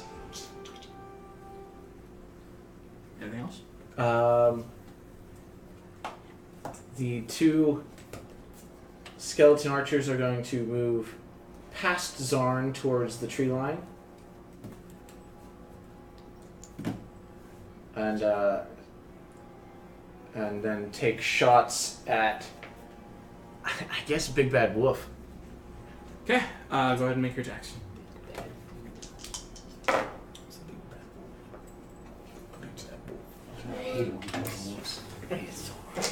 So that's a 15 and a 10. Both your shots go wide. Okay, Korak. How's Big Bad Dude looking? I mean, I know he's bloody and shit, but is he Angry. looking... He's got 2 giant Yeah. gaping wounds in his shoulders from where Fenrir just placed his axe in both of them. But he doesn't seem to notice? I mean, he looks really angry. Okay. Alright. Just a little mad. A bear can tell that he's having a theological discussion with. You do have tongues active. I forgot about that. That's my mistake. What have they been saying I was this gonna whole ask time? since these are like pseudo wolf creatures, does Lune have any way of Lune communication? has... you can ask her at Wow. some other point, but... They're not even canines. In the heat of combat, Lune is more focused on attempting to rip the throats from these creatures as opposed to communicating with them. They don't need to speak. They just need to be on the floor, not Um, moving. The one that as it was coming forward, you kind of hear it chanting, because it was like it wasn't. The other ones were like savage and attacking. This one, as it was stepping forward and walking like towards your group, it was kind of repeating the same kind of sound over and over again, and you could understand it to say.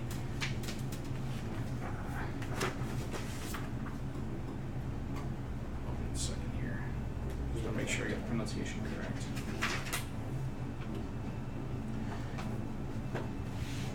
Yanagu feast. Yanagu kill. Yanagu destroy. Yanagu feast. And it just kind of goes into the same chant over and over again as it's just coming forward. And in the heat of this combat, in it taking all these hits, just continues to mutter through it as it's going through in this fight. His name is Yanago. Korak, what are you doing? I'm gonna run at the big dude, and I'm gonna slam into him and try to knock him prone. Okay, so go ahead and make an athletics check. Now, I have advantage on strength. Does that count for this? Yeah, that's strength checks. Okay. That would be a 23. Yeah, it only got 17. So as you come running forward with it, you just bear your shoulder into it and just slam it. Its attention is more focused on Fenrir, and you just kind of caught it off guard, and you managed to slam it prone. Okay, so now I'm going to use my second attack to attack it. Advantage on things that are prone? Yes, sure. I think it might be your action to attempt a bull rush. Well, it counts as an attack. Oh, does it say that in the book?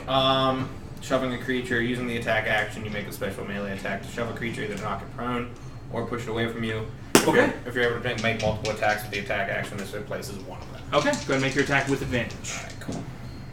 That sucks. It's an 11 to hit. Okay, as you slam it forward, you reach back with your sword and you swing down. And it kind of rolls out of the way. Looks pretty. I mean, it looks as rough as it did before, but it's not looking great now on the ground. Lily, you're up. Are we still like in like a canopy area? We Yeah. Can't... Okay. Shit.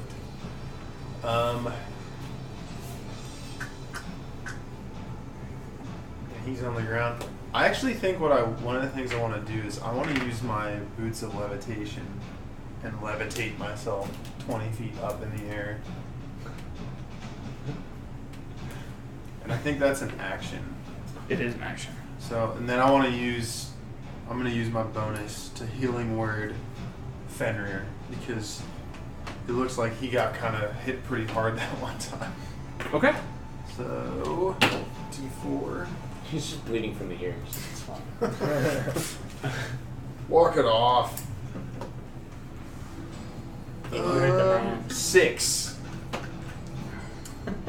6 is good. I say to him, keep going, you know, or something like that. Come on, boy.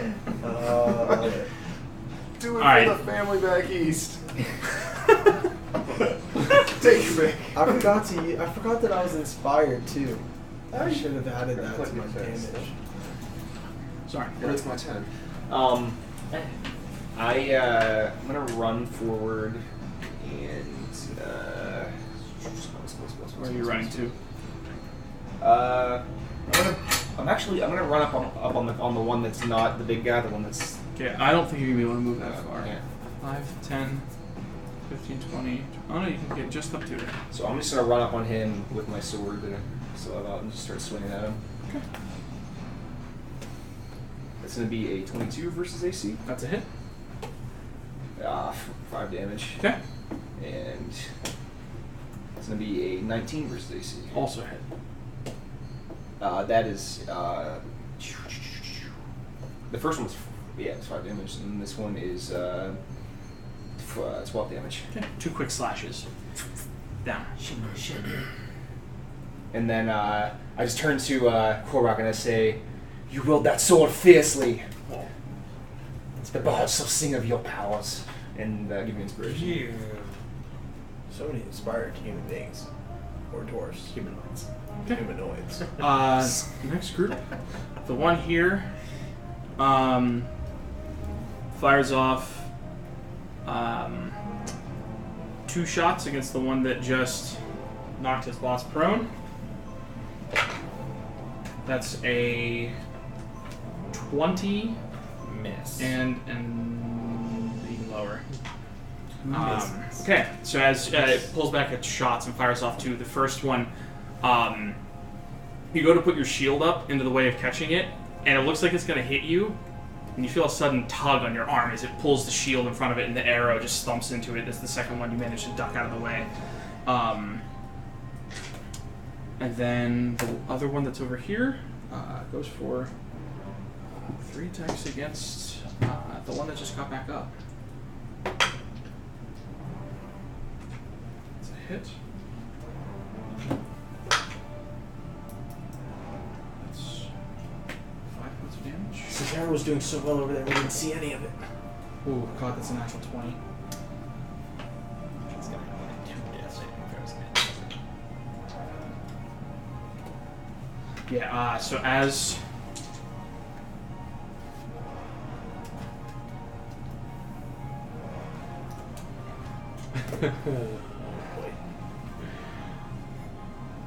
No. Okay. So as it slashes at Suthera again, Suthera falls to the ground, and you see as it lunges forward with its bite, it takes a bite attack against it, and he automatically fails 2 death saves. And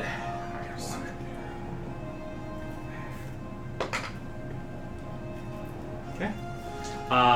And as it pulls its head up, you can see a big chunk of flesh comes out. You can just see the bloodlust in its eyes. Lunges down again. Oh shit.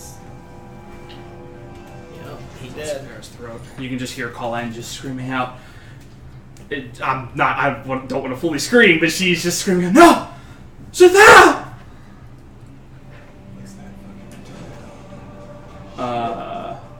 He was grappled until Stewie dropped. Yeah, it was stuck in the up here.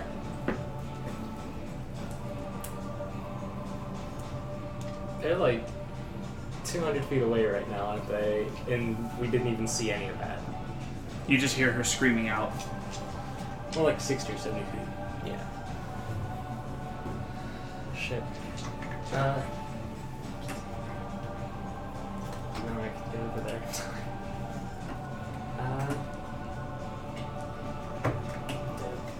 Sacred Flame on the big guy. Okay. And Go ahead and make your check roll. move my maximum space closer towards. It's not with advantage because technically it should be at disadvantage because it's prone. Because you have. Wait, Just go ahead and make your check. Yeah, right. I forgot about that. Yeah, range attacks are supposed to. Yeah, I don't know. I didn't think I was. Was I in melee combat with him? No, but you were here and it's difficult terrain in the woods. 5, 10, 15, 20, 25. Yeah, with your movement, this puts you at your full movement, just clearing the tree line. Okay.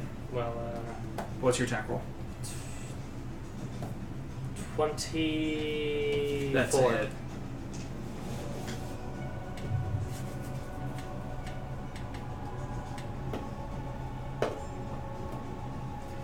Eight radiant damage.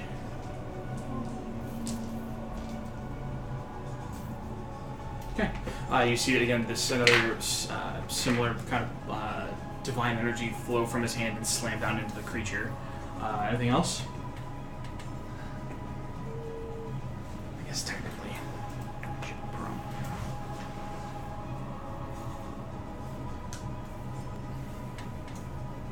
Yeah, bonus action Shield of Faith. Okay.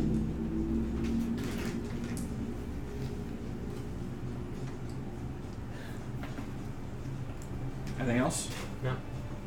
Exhausted. of all my Sure. moves. How's this thing look? As rough as it did the last time you hit it. Even after that whole round? Hasn't he didn't? Oh, I mean, he took a little bit of damage from his Sacred Flame, but that was about it. It was the only hit that landed on him. Okay. Alright, I'm gonna have Lune attack. Okay, it's with advantage. That is 22. That's a hit.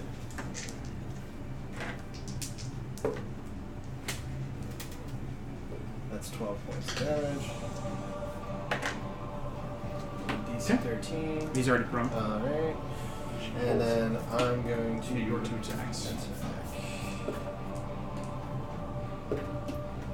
Whew.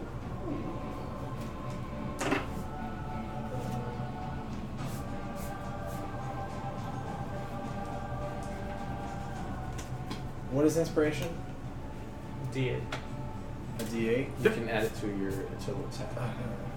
Your attack roll, your damage roll. What's a 14? Am I allowed to know that? I can't tell you one way or another what that's Okay. a hit.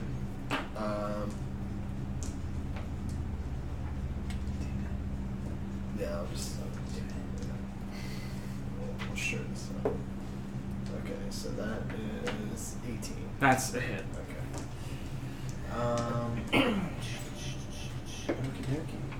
I'm going to Divine Sway level 1 this model. Okay.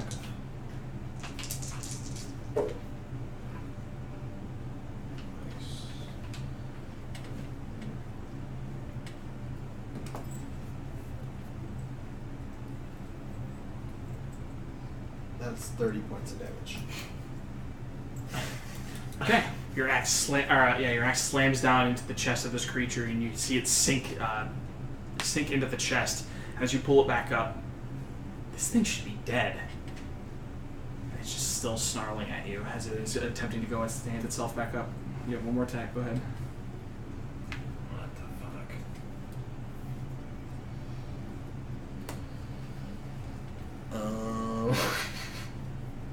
Oh, you have Hunter's Mark on it still, so add an extra d6. Oh. That's 4, so 34. Okay, you have one more attack. You're just throwing out theories every turn. Yeah, right? Yeah, I'm just gonna He rolls D8s attack in it the again. Okay. 8, So. 7, 8, 6, 7, 7. Oh, crit. Bring it on. There you go. Oh my god. Jump his head off. So what is that, 4d12? 4d12. And with Fenrir's 13th attack this turn. You split his head in half and he's still snarling. He's looking around. Both halves of the head are And then- snarling at you Cut his individually. head off and the head snarls. He looks to be injured. What is? Do I get 2d6 then? Body. 2d6, yep. Okay. Alright. You're doing another first level smite. Or what's the d6 for? Hunter's Mark. Hunter's Oh, Mark. oh, okay. Yeah. Oh, okay. Oh my god. So I get to re-roll 1s and 2s on normal damage, yes? Yep. So what the hell? I have a 1 and 2. I get to re-roll both? Yes. So he has. I'm pretty sure. On a But crit? you have to keep the second I'm roll. checking how that works. Those are Those are the magic. That's the magic part of it. It stands. No ranger. Yeah, that's only on. It's technically weapon damage. That's what I thought. Yeah. Yes. Yeah, so if it's on the weapon die, you can re-roll it. Dang, so I guess both. Oh my god. Much better. okay. So This is the power of love. Oh wait, he doesn't even know who Stevie D is. What? He doesn't know who Huey Lewis is. He what? Doesn't know who Huey Lewis is. No, he doesn't know who Huey Lewis or the Muse is.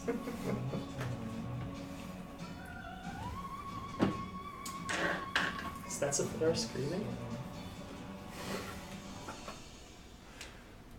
42 points of damage. Okay. How do you want to do this? It's only 10 more damage than his normal hits. Can you roll another d20 for his lopped off limb? Oh yeah. Go and roll another d20. Oh, is it gonna work? Is it? Oh, 19. Too bad. How do you want to do this? Just frustrated by the amount of damage that it takes. I just want to just go nuts on this thing and just continually slash at its neck until its head is completely severed You off. can't sever the head. You didn't roll 20. Okay, well, I mean, your first attack sunk down into the creature's chest, and you pulled it up, and as you pulled the axe back, it kind of lifted it to its feet, and as it goes lunging towards you with the three-headed flail about to come swinging out at you, you just bring your axe down straight into where you hit it on the shoulders before, and it just cuts down about halfway in, straight through the clavicle. You hear ribs and the organs inside just kind of slicing through it so easily. And you pull it back again, and you can just see that it's just kind of stopped and looking at you kind of confused. You hear the chanting stop. You just bring it back again and just slice straight down to the same thing as before, and just... And you can just see it. You just chopped its whole body in half. Oh, you did It just- you did the classic. It just It just takes a slides step, straight across and and cuts straight through the chest, through the ribs on the other side, and it just slops apart into two different pieces as it hits the ground. You need to do like the classic anime, like. Anything else? Stump a little. Oh, I haven't got to all the I'd like. How many people are over on Just one. Just one? Yep. And am I able to see what it looks like from here, or is Lune, or? You can make a perception check. Perceive. That is 19.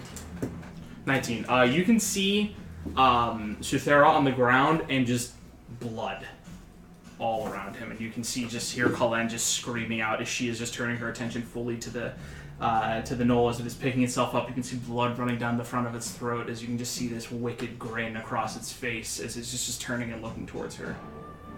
Oh, we're all good over here, yeah? There's no one around us. No. Alright, yeah, I want to book it over to her.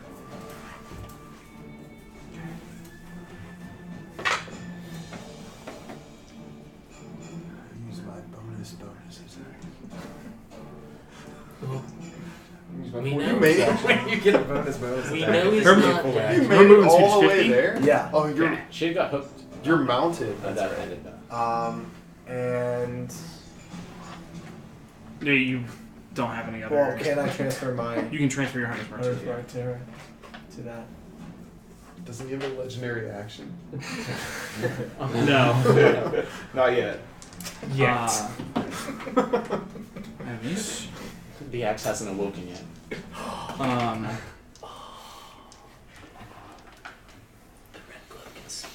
You fed me enough blood, friend. You get a legendary action level 10. It turns out his You unknown use the god is eye actually of like Root.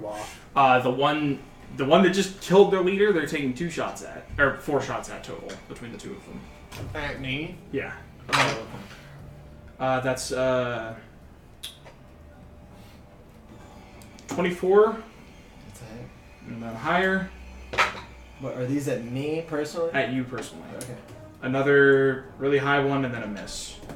So 3 hits? Yeah, 3 hits. So in Okay. total, you take 11 points of damage. I included the subtractions. On Okay. 11 points of damage total from the 4 shots as they come arcing out towards you. You can see in front of you, Kalen, tears running down the front of her face. You can kind of see the white hair around her kind of begins to flow and kind of hang out away from her a little bit as you can just see bits of blue energy crackling from around her. As you see and hear suddenly, the sky above you darkens as storm cloud begins to funnel around the top of this here. And she just looks at this creature that is directly in front of her. She says, "You took him from me." And she just reaches down and just calls down. There's a sudden, a loud strike of lightning as a bolt of lightning crashes down, hitting both her and the creature. She does not care at this point. Call Did I lightning. get screwed up on that? No, she did not hit you with it. They're not impeded by the canopy? Oh no! I mean the lightning can form all around it. Can form all in the sky above. Oh, I thought you had to see the point. That's why I was asking. You can you can like there's this like you can see sunlight, Okay. but it's just striking No, it down wasn't through the That's a little trees. bit more. Oh, In sorry. No, it's fine. Wouldn't have mattered. Fenrir killed everything in sight before. Pursuit, you know? Kind of mind Kitchen dexterity saving throw, which fails. Because we really don't know. It's a good thing. She does not pass either. She deals. Ooh. I'm curious about her, how her reaction would be.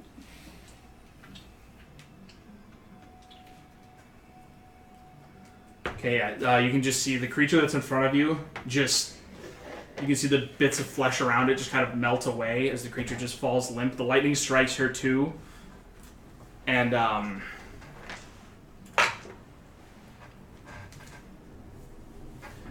just in that brief moment, the storm clouds appeared, and just like that, they fizzle away. And she just looks at this creature, and you can just see just the tears just running down her face, not looking at you, not looking at anything else, just looking at this creature. And as she just collapses down onto the ground next to Suthera.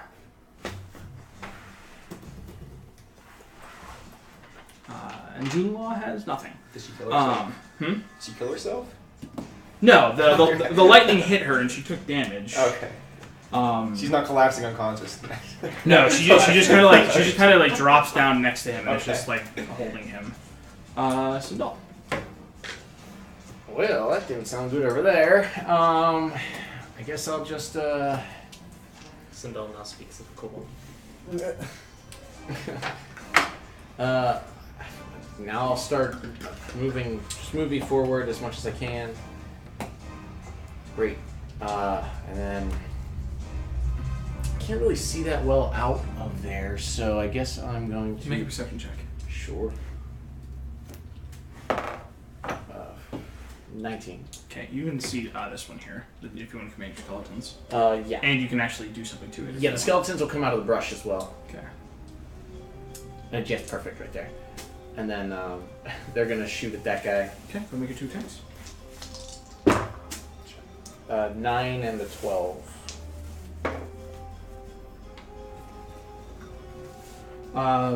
2 misses. Okay. I'm going to.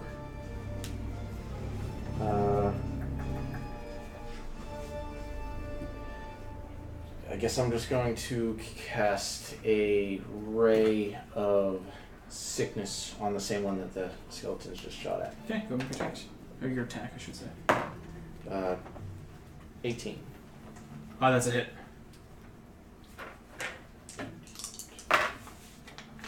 Six points of necrotic damage.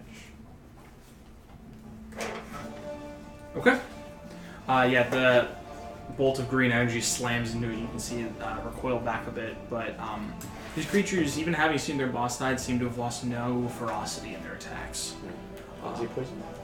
Oh, Constitution saving throw? Right. It failed. So it is now poisoned. Korak, you're up. I'm gonna run up and attack him twice recklessly. Reckless. Okay, go make your attacks. It's a 12. 12? And a 19. No, 12 does miss. But yeah, the 19 definitely hits. That is only 8 points of damage, but he is wounded. Cool. Oh, yeah. Does it have to make the Constitution save at the end of its turn? Is that what it is? At the beginning? It's okay. So it doesn't make it when it gets wounded. It makes it at the end of its turn. Okay. At the start of the how wounded creature's much was it turn. again? Sorry. 8. How much damage did you do? That's 6, I think. Oh, that's right. I wrote it down like this. Okay. Yeah, you come running forward with the sword. The first one missing. The second one slashing into it. Lily. I'm going to wild shape into a giant eagle. Okay, so you floating up in the canopy, you turn into a giant eagle. I can't attack, right? Because that's my action to transform. No, but it's I a bonus action to transform. Oh, the book said action. Oh, that might be the Circle of the Moon. Yeah, I that think it's the that's- full action. Or that's the bonus action. Damn my honesty. I'm sure the chat room would let us know. Wild shape. Yeah, it's an action. Honesty Sorry. better than Yeah, you transform into I a want giant to at eagle. least move. I want to start flying towards where Kordak just went. Towards the rest of the enemies that are still out there. Okay, where do you want to land? I'll just land beside him. Yeah, there, right there. Korak, this giant bird just flaps into you as it comes swarming in towards this creature. Sorry. He's not attacking. He can't. It's his action to That's transform. tiny fuck. So I'm going to plant my sword in the ground, pull my bow out of my quiver, and start firing on the one that Korak is on.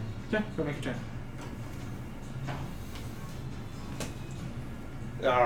11. That's a miss. And the other shot is going to be a 16. That's a hit. That's 8 plus 3, 11 points of damage. Okay. Your shot just thumps into the creature's chest. Collapses it. Plus 4. What's that? Longbow plus You moving at all? Oh shit! I messed it up. I'm gonna start running forward. Or actually, I'm gonna stay there. Okay. with the archers. That one's dead. The archer team. I'll bear. I'll run forward towards the fray as far as I can. 30. How many are there still there? 2. 2 and a dog. The dog's all over here though. Because I forgot to move him on his last turn. He's just sniffing Uh, around. Where's the I hold my holy symbol close, and I bring forth the radiance of the dawn. It was behind my back the whole time. 1 success, 1 failure. Alright. My thing did go up last time. It's a 16, right? I rolled a natural 19. Oh, success. Fine. Yeah.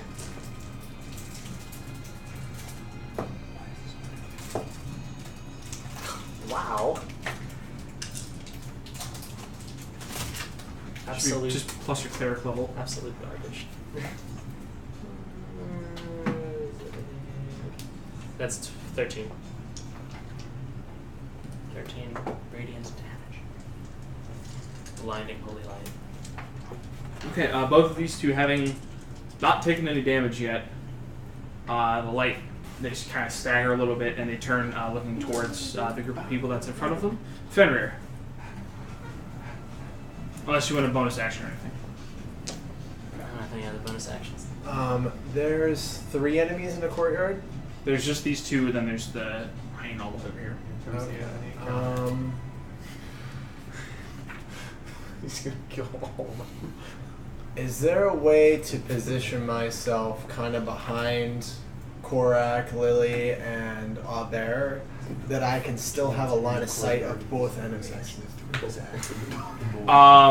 You can, but there's no way that you'll be able to throw your javelin that you won't hit one of your How'd allies. you know?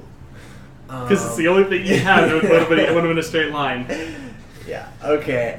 Just throw me in there. I'll take the far guy. Oh boy, you're My rolling falling away. off of Lune. You're here. Okay. And Lune is gonna make an attack, Okay. and that is a 17. That's a hit for roll damage.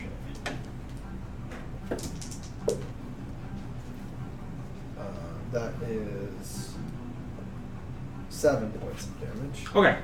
Roll me 2 attacks real quick. Just roll 2 axe attacks real quick. You have them with advantage, but Okay, so that's Natural 17. okay. 26. Roll your second one. That is math is hard. Tough life, man. Natural 19. It would have been 28. 28. Okay. So, very quick and brutal efficiency, just to expedite this a little bit. You eliminate the remaining 2, because, Lune still has enough movement speed. And with that, this dog was bolting off into the woods just... Fender, throw your axe at the dog and kill it before it gets away. Throw his lightning javelin. It'll alert the enemies. So much I'm gonna stick Lune on her. And that was the end of all gnolls forever. So, as you guys, as quiet kind of sets across the clearing here, the only sound that you can hear is the sobbing of Colleen over in the woods. As you can see that she is kind of pulled up Suthera and is kind of just cradling him. Just kind of hold on to the clearing here.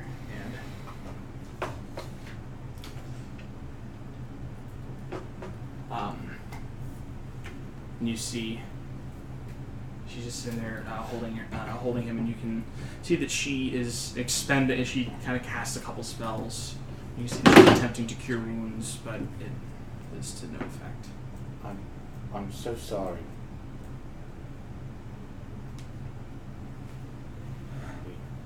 He's like legit dead, right? Yeah. Oh yeah, no, there is He was thrown no, right down. there is no doubt. You can just see she.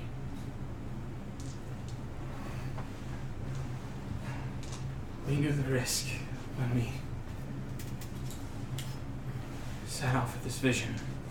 You can see that she looks up at Junla, who's just kind of standing back a little bit, just a look of horror on her face. And she says, I don't know what this vision entails, but it better be damn worth it. And then she closes Sufera's eyes and stands up. That's where we're going to go ahead and take a break for a little bit. For anyone that's watching, I hope you guys are enjoying it. We'll be back in a couple minutes. Enjoy the bloodshed. And yeah, we'll see you whenever we come back. Too much damage. Oh, wrong one. There we go.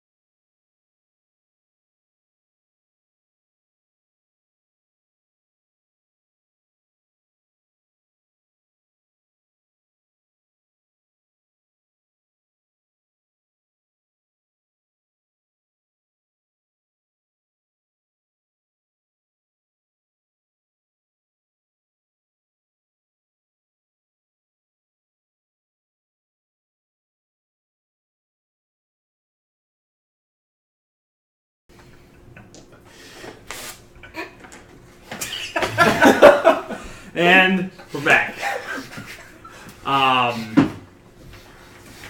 You gonna be alright, Rusty? Nope. This is it. Go ahead, get it out. He needs several hours to get this out.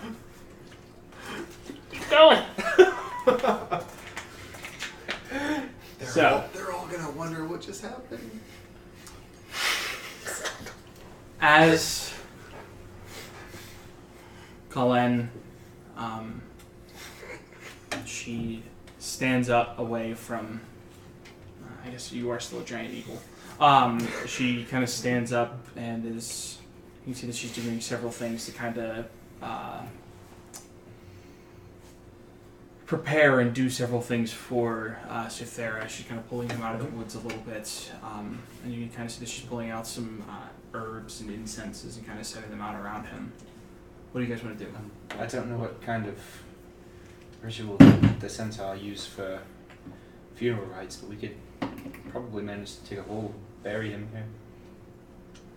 We need to finish. We need to finish with the junction before we do anything else. This will only be a moment. Right.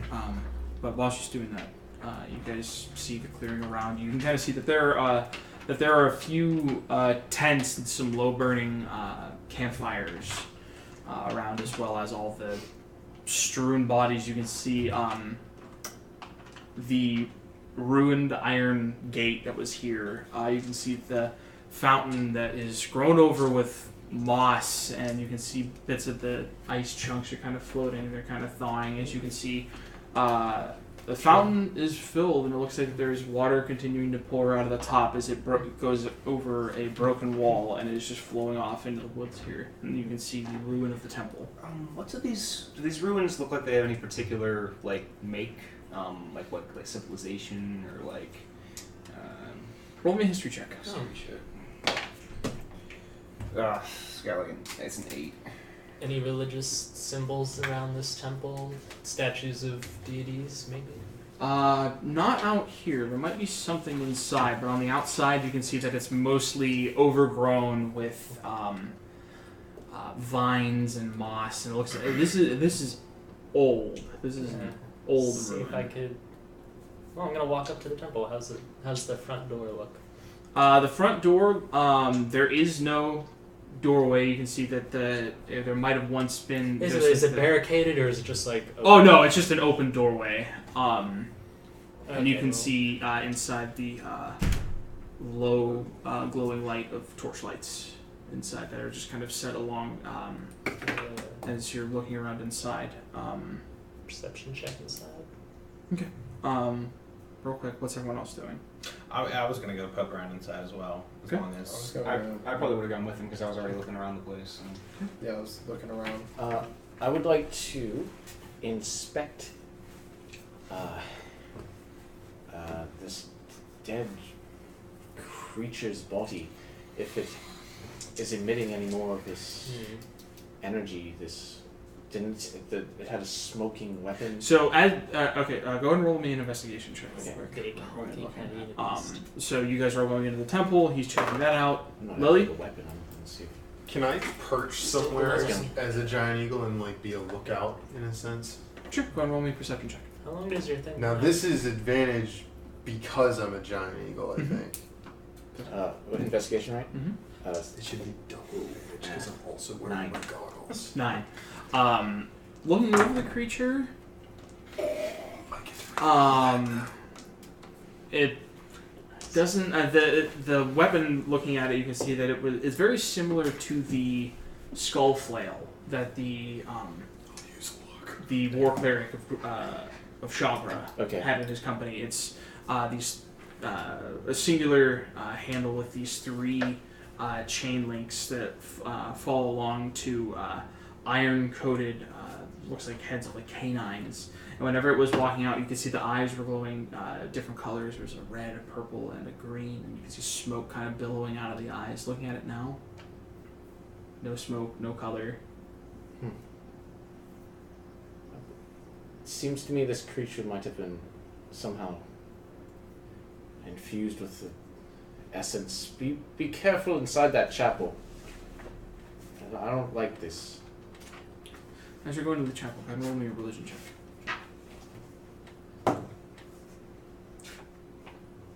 It's not a good religion.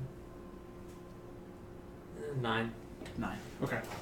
So, one other thing I want to check.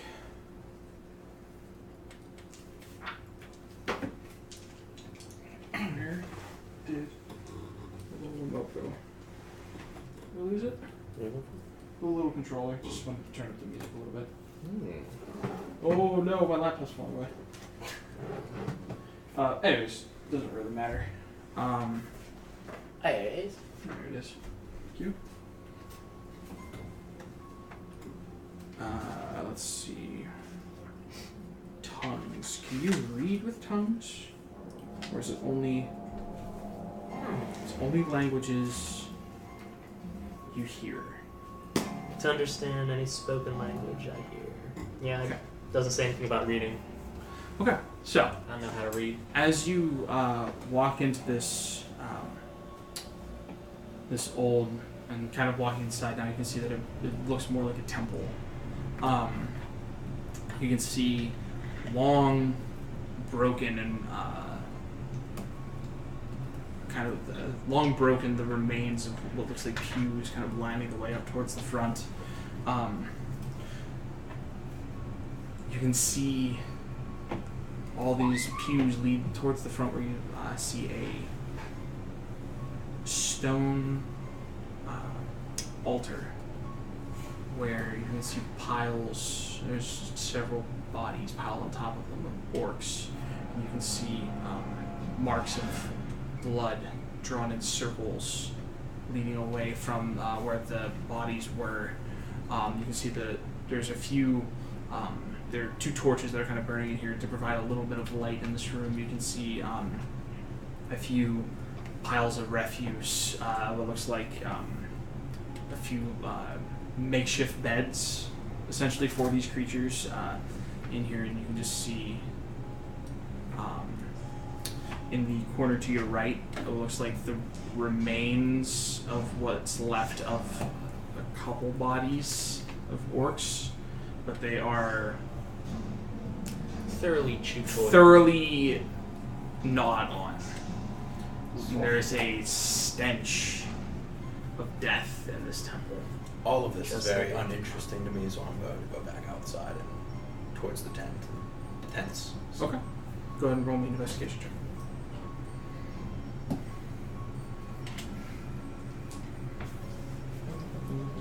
13.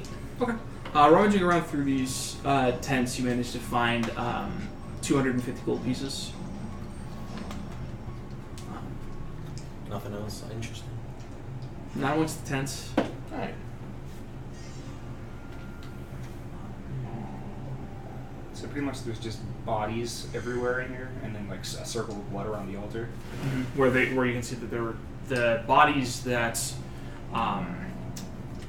Lily and Korak saw. They saw like 2 of the bodies being dragged in towards the temple, and you can see that there were the bodies on there. The ones that are on the altar look uneaten. They haven't been touched yet. Is there any symbols in here? Like any sort of symbols?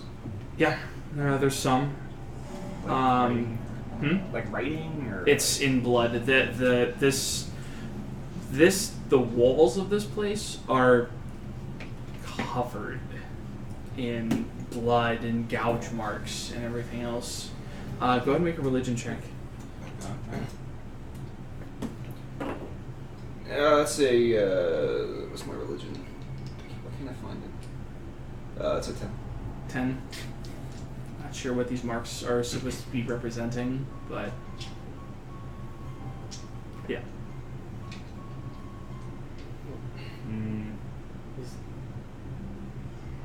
Look, I'm going to try something out here if you want to watch.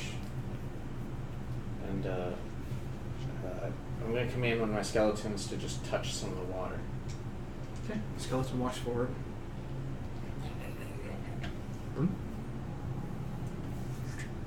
Pulls his hand out, water runs down. I was curious to see if this was... Go on and step to the side. I was curious to see if this was like the other pool, if this was water that was imitating the pool or not. Is there like magic coming up off of the water like before? And Actually, Kalen, is this the actual location of the junction point? Like right here, or is it near? you can see that she's kind of wiping away some of the tear marks that have kind of run down her face as she's seems to have finished whatever rites it was that she was giving. As she walks forward and puts a hand on Junla's back and pushes her forward. It says, I think that the junction is inside the temple. It's not the fountain. And you can see Junla is kind of nodding. She says, it's definitely the building. Feel it this time. Well, Junla, you follow behind. We will certainly lead. I suppose that Perhaps we should figure out what's going on here before we try to tamper with it, because there's some sort of foul ritual that they were doing in here. I don't want that to mess up whatever Junla has to do. what sort of foul ritual is going on in this? Just Corpses everywhere. Bodies around and also a circle of blood. I'm not sure what it means. No. Maybe it could be the altar. Did you find any other rooms, any other ways underneath? I haven't really set too far in. Can I kind of look around the room, like, get a We better did look at it see some without stepping into the symbols drawn circle? in blood, but we didn't. Make an investigation check. We weren't able to determine what they were. That's going to be a 23. 23. Looking around, it looks like that it is just this temple. There's no side rooms to this. There's no back room. It's just the chapel. There's nothing else in here that I can see. I don't know if I want to tamper with the circle yet, though. Well, shall we inspect this altar a little bit closer than where the bodies are piled?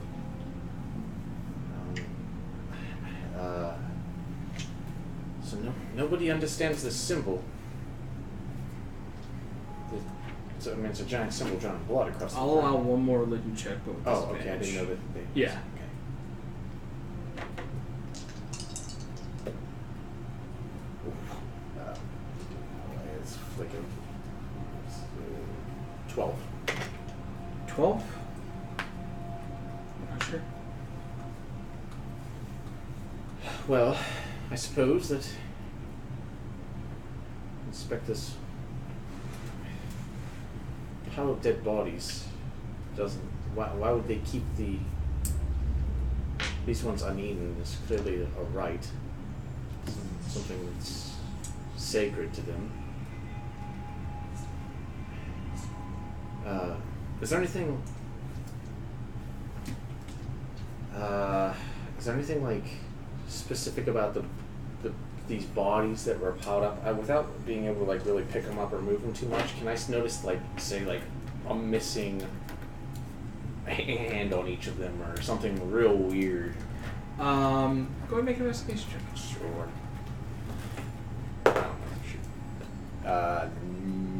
10. Looking at and I'm assuming you're looking at the ones that are in the pile. In the actual meaty body ones. ones, the meaty ones, yeah. Okay. Going and looking at these ones, kind of taking a look at it doesn't look like that there's anything. Nothing like.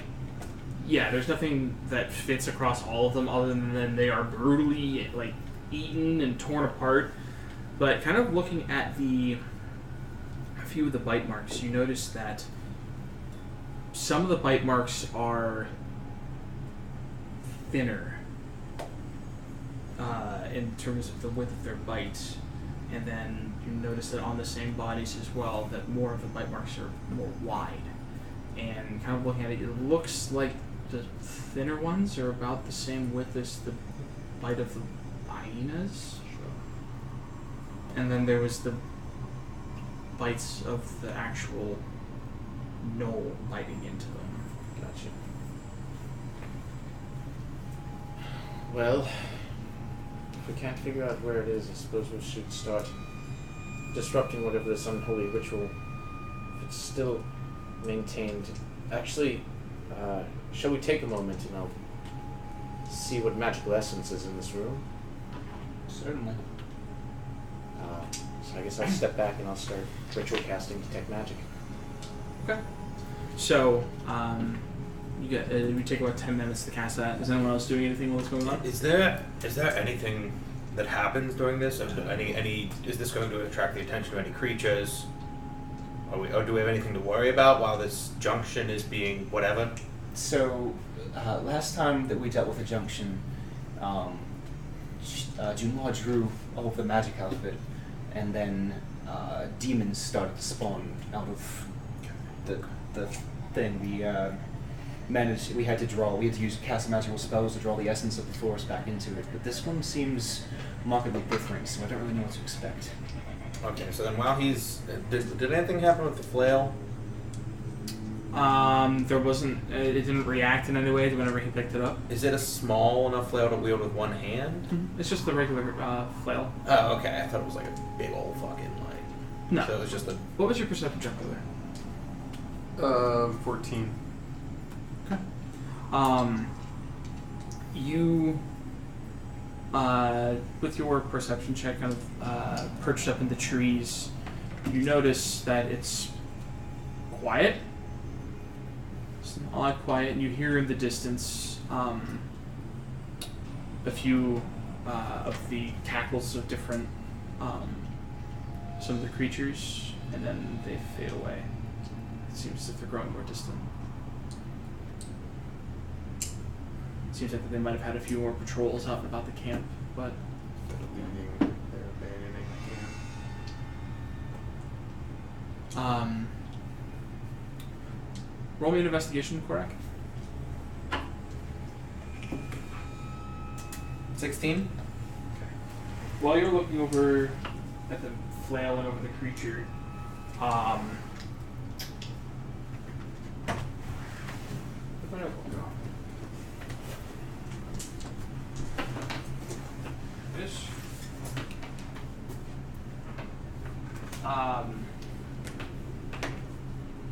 looking over the creature as well, you notice that it wears a set of gold bracers that look like almost like loosely weaved thread around on its forearms.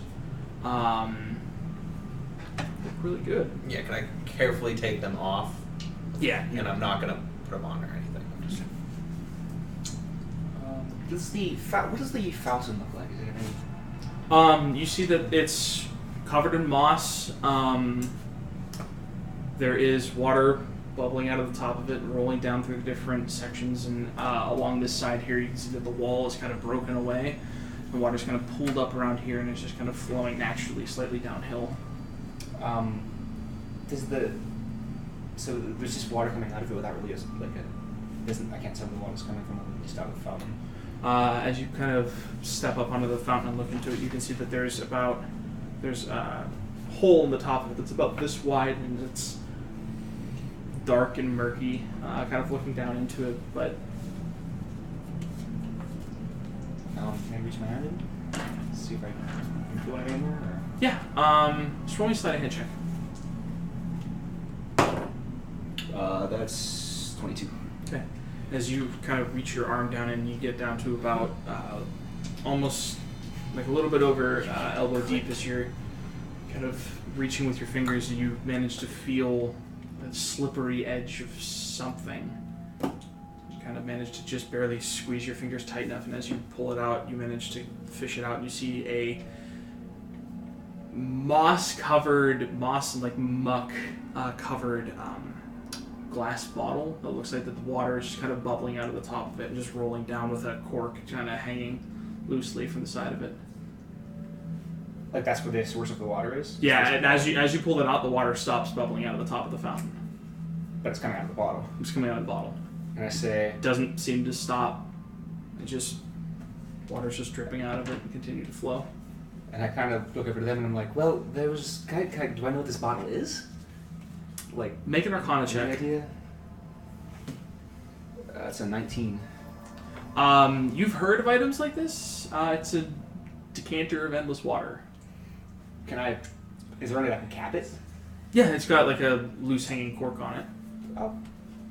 Cork it. Decanter of endless water. Decanter of endless water. That Sweet. sounds amazing.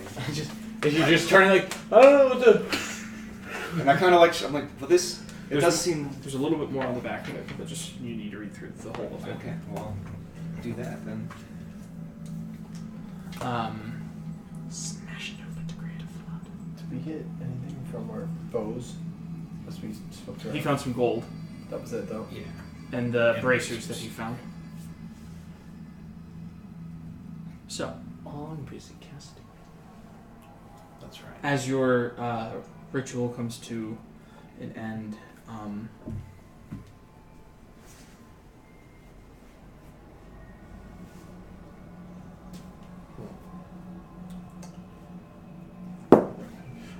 looking around inside the temple here, don't notice any magic, except for when you look at Junla, you can just see a bit of a glow coming from her eyes, but can't see much else. This thing's freaking cool.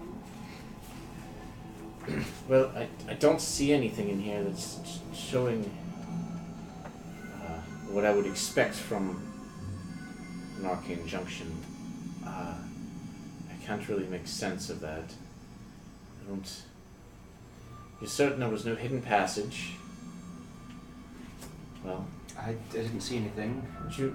I did find this bottle in the fountain. It seems to be what was producing the water, so it definitely isn't the same as the last one. Fascinating. It looks quite old.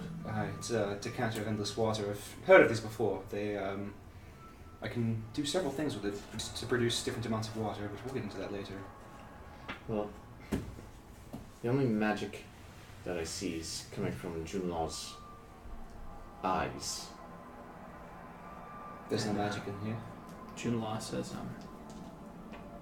there's something with the altar. We need to clear it off. Well, Oh, I see this. Kalan. Oh. Kalan just Over steps. the She off. just steps forward. No. Cullen, Wait a minute. She grabs the top body and just slumps off to the ground.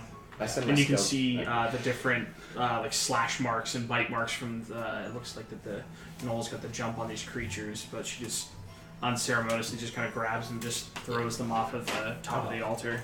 And there's only the two. Ah, She very quickly just kind of grabs and throws them off. Well, I guess that was easier than we were making it. Just always terrified of anything with that's made in a circle of blood, if you know what I mean. Completely justifiably so. Okay. So where is everybody at this point? You three are inside the chapel. I'm just coming back into the chapel. I would Where's the walk back chapel? in You're after still I break perched the up in I'm your perched tree. up somewhere. I'm. Are you in the chapel as well?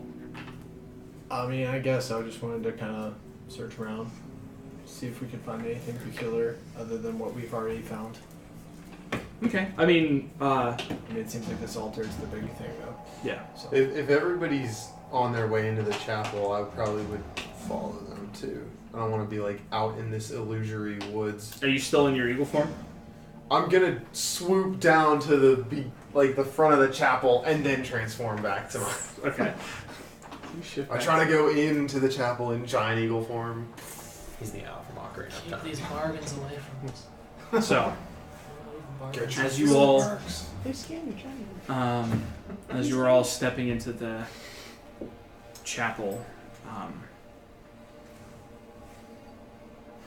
Joella takes a breath, looks at everyone, and gives a weak smile. She steals her resolve. Is that magic emanating from it when the body's moved? No. And as she kind of steps forward and places her hand on the altar, you see there's a moment of stillness, and you start to see bits of magic beginning to kind of flow off from her hand as she touches it. And you can see once again there's a light that starts to glow and emanate from where she's touching the altar, and you can see where her skin, or where her hand touches it, her skin slowly begins to take that diamond coating that you saw before as it just slowly creeps up her arm. And where she did it before and she sunk into the pool, she looked afraid, and now she looks a little bit more calm. And as you see, it fully takes her full physical form, her hair, her skin, everything looking like it's made of like clear, iridescent diamond. And there's a bright light beginning to fill the chapel, and all of you kind of have to shield your eyes a little bit. And then you all feel and see the light dim for a moment. There's a sudden pulse of black. I need everyone to go ahead and make Constitution saving throws. Anybody who's near me, +3. Borderline, everybody. You guys are all inside the little chapel together. Yeah.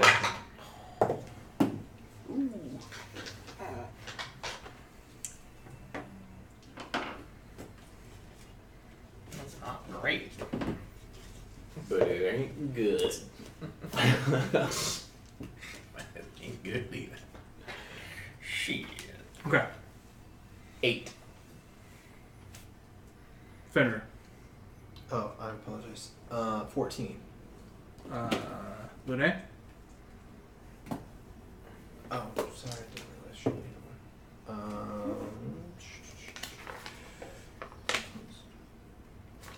17.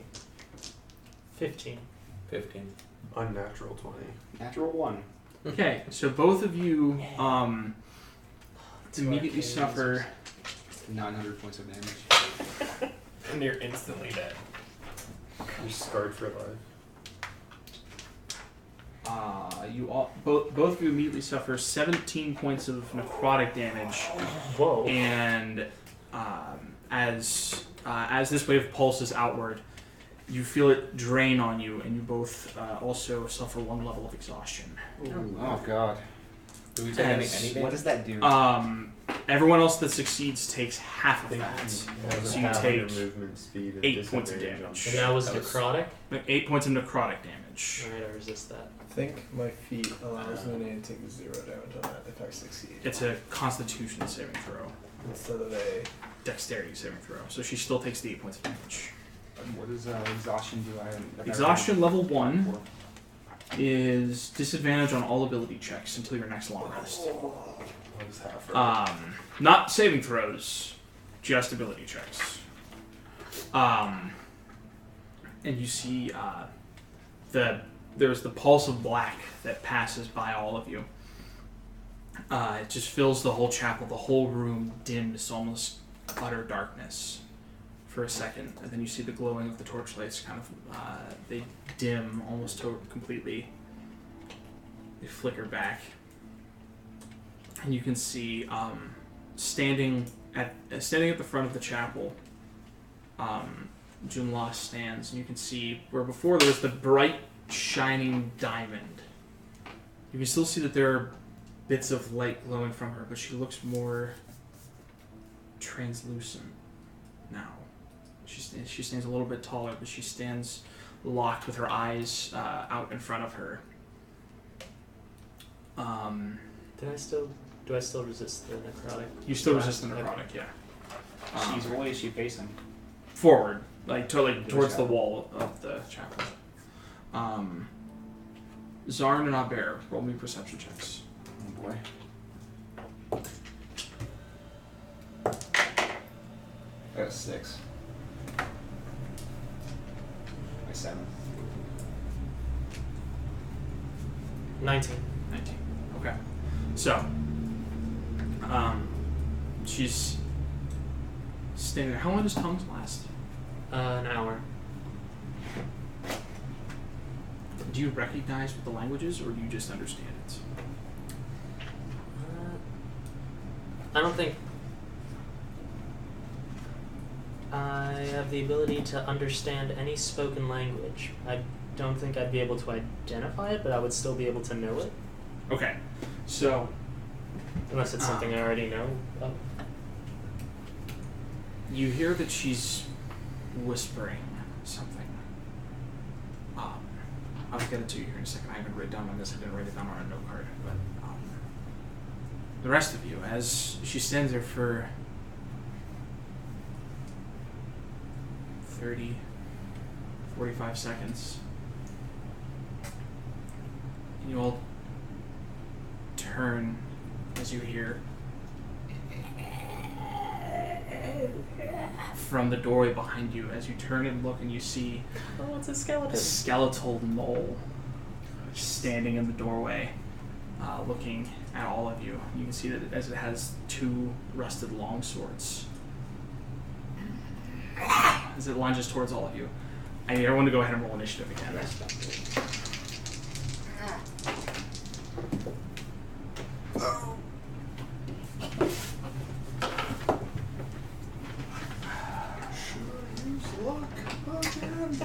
Can you use luck on initiative roll? Yeah. You can use it on almost any roll.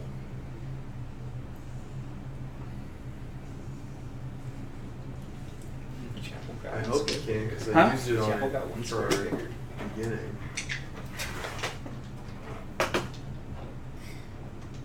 Good catch, Troy. Wait, what? It got 1 square wider. Oh.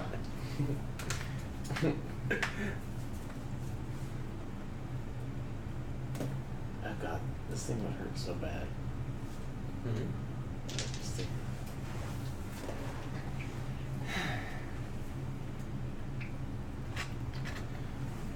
All right.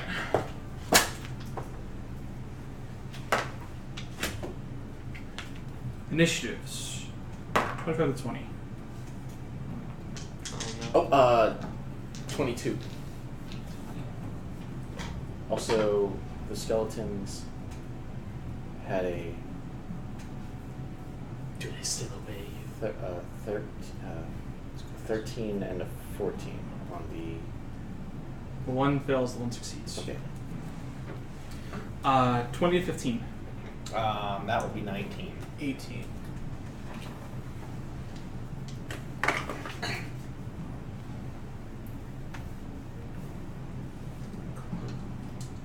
I'm gonna call them Jack and Jill. Your 2 male orcs are named Jack and Jill. That's right. Wow. Gendering the dead. 15 to 10. 14. 10 even. 7. Oh wait. 10. Well, you Well, I'm are pretty sure I'm last anyways. you are a history teacher. It's okay. Yeah. Was a history teacher. Mr. Bowling. Alright, let's... You get your students to watch. You just Get your old students to watch. just wheels in the TV, puts in the VHS tape of Freedom Riders, and that's it. I reached the kids. Is that what that? Is that the movie that's from? Or you said that's from like? That's one of them. The other one is. How do we reach these kids? You don't.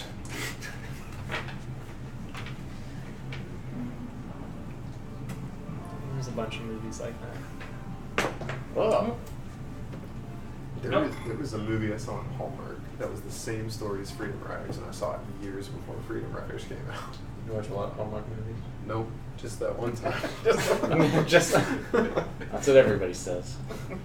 It's the only Hallmark movie I've ever seen. I swear. I didn't watch the Grumpy Cat one. Shoot, who was it? I think I mean, they're all like they're all the same basic movie. It's just Meredith Baxter Birney getting beaten by some guy. Yeah, it's up there. That's what it It's like is. half the movie, There you like, go. like at least 80% of the movies are about like spousal abuse and with the strong women like overcoming it. Oh, this is holy Terrifying. shit. Yeah, that's a lot of zombies. Okay. I don't know. So, Oh, Alright. shoot, I'm first.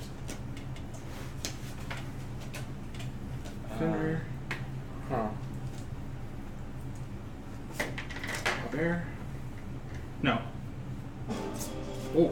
Boy. that music kicked up real quick. It's pretty upbeat battle music. Perfect timing. This is like the Oh, wait, medieval wait. carnival music. Those are Lifetime original movies, not Hallmark original Yeah, movies. you're right. My bad. That dark part. Sindal, you're up. There is a monumental Okay. Alright, so I see a couple skeletons. You see the one that's standing in the doorway Whoa. right now. Alright, cool. Alright. A Christmas honey. Mm-hmm. I'm going to command both my skeletons to shoot it. Okay, so make your tackles. Natural 20 Ooh. and a 7. And so. 1 second. Just take the average. 2 natural 20s. The Sounds fair. where? Let's go. The skeleton shredded. There it is. The natural 20 hits. Yeah. No way.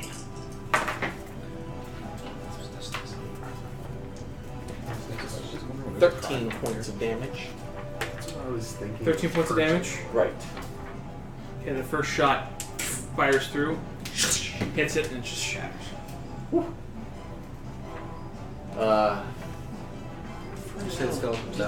I'm gonna See the skeleton, his skeleton pulled back a bow and shot it, and it.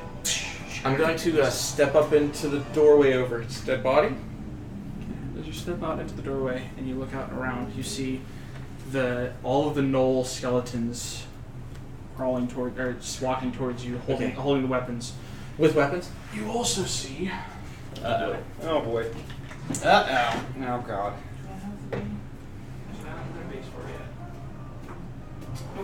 A dragon. Going into the drawer. The skeletal body of Suthera Oh no! going towards you as well. Oh, this is even bad. That's just rude. It's just rude.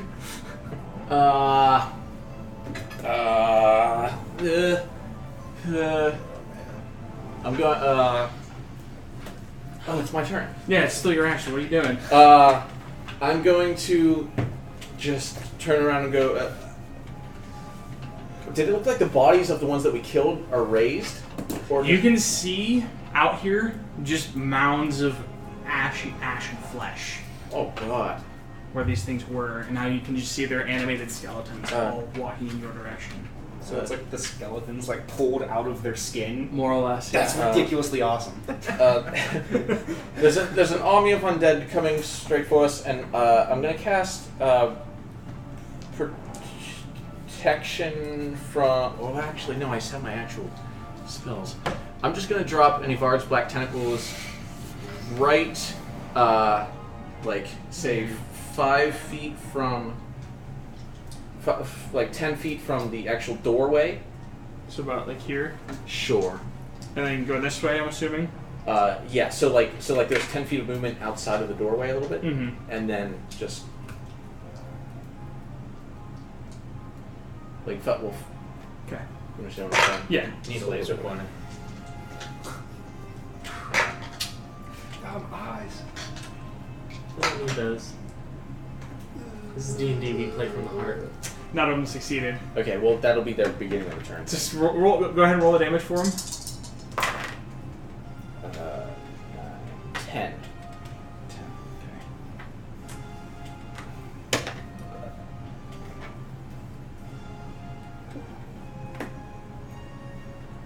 Alright. So yeah, you guys see these black, the same spell that he cast before, these black mist form into like these pseudopods that kind of start reaching up around. They kind of reach in through the skeletal rib cages of these creatures and just start battering them.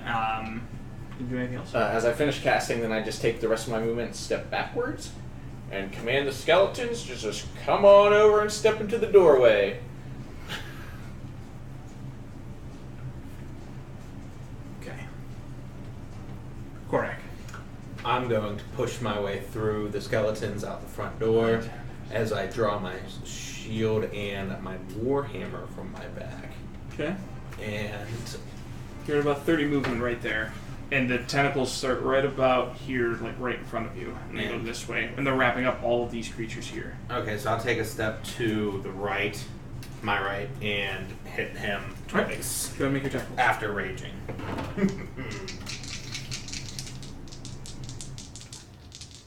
Recklessly. Okay. That's right. I knew I was missing something. That's a 20, Okay. and that is a 24. That's 2 hits. Go ahead and roll your damage.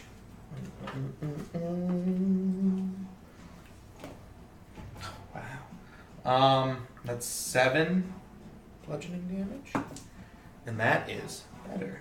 13 bludgeoning damage. Okay. So as you step forward with your warhammer, you slam into it once, and you smash away some of the bones. You reach back with your hammer and slam down into its skull and just break it apart into pieces. As that happens, you hear all of them let out this hiss, as the ones that are all here all get to use their reactions to rush forward.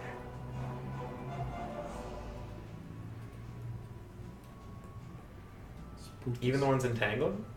They're not entangled until the start of your turn. Ah, shit.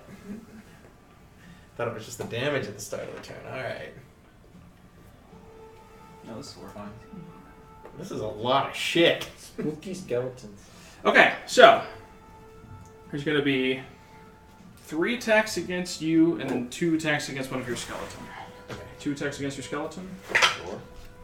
That's a 14 and an 18. Hit. I'm just going to roll 50-50 on who which one was. 6. 10 points of damage. Okay. That he's destroyed. Which one is it? That was Jack. Rest in peace, Jack. They run forward with their weapons, just hitting it. At this point, the weapons are kind of rusted at it, and it's more or less just blunt damage at this point, as they're just slamming them with these rusted pieces of metal. And then the other ones run up and make 3 attacks against you. The only one that's going to be hit is the 21. Well, did you attack recklessly? I did. Okay. So the first attack hits on 1. So 19 on the second one. That is a hit. It's even higher on the third one. It's not a natural 20. Okay. So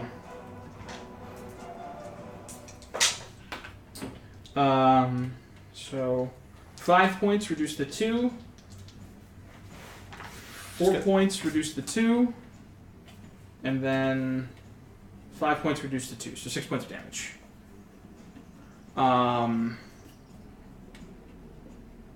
Okay. So that was their turn. Fender. I am going to. Is there enough room with in this building to get kind of around the side of them? Not on Lune. No. No, I mean with Lune, you can get up into melee with the one, but she's not able to get out through the doorway into the fight, except against the one that's right next to the doorway. But even then, even if she kills it, she can't get out of the archway. Okay.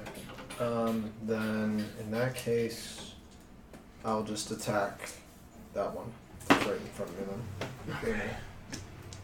So you gotta come around this way. You gotta attack through the side of the doorway. Make your attack. 18. 18's a hit.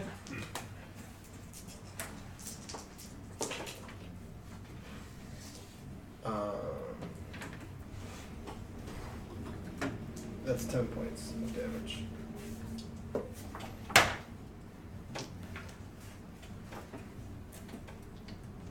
Okay. It's still up. Okay. I guess I'll just attack it then. Okay. Go make your first attack. Do I have advantage, I'm assuming? Yeah, you're still on the net. Okay. That is 19. That's a hit.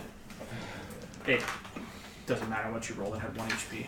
But this one, you slam it with your axe, and you scatter it to pieces.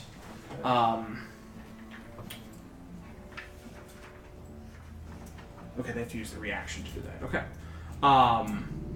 So if you stay on Lunae, you won't be able to get into combat with it anymore. If I stay on Lunae, I won't be able to get in combat at all. You're out of melee range from anyone else. And I can't move? I mean, you can hop off Lunae, but Lunae can't get outside with the way the enemies are positioned. Okay.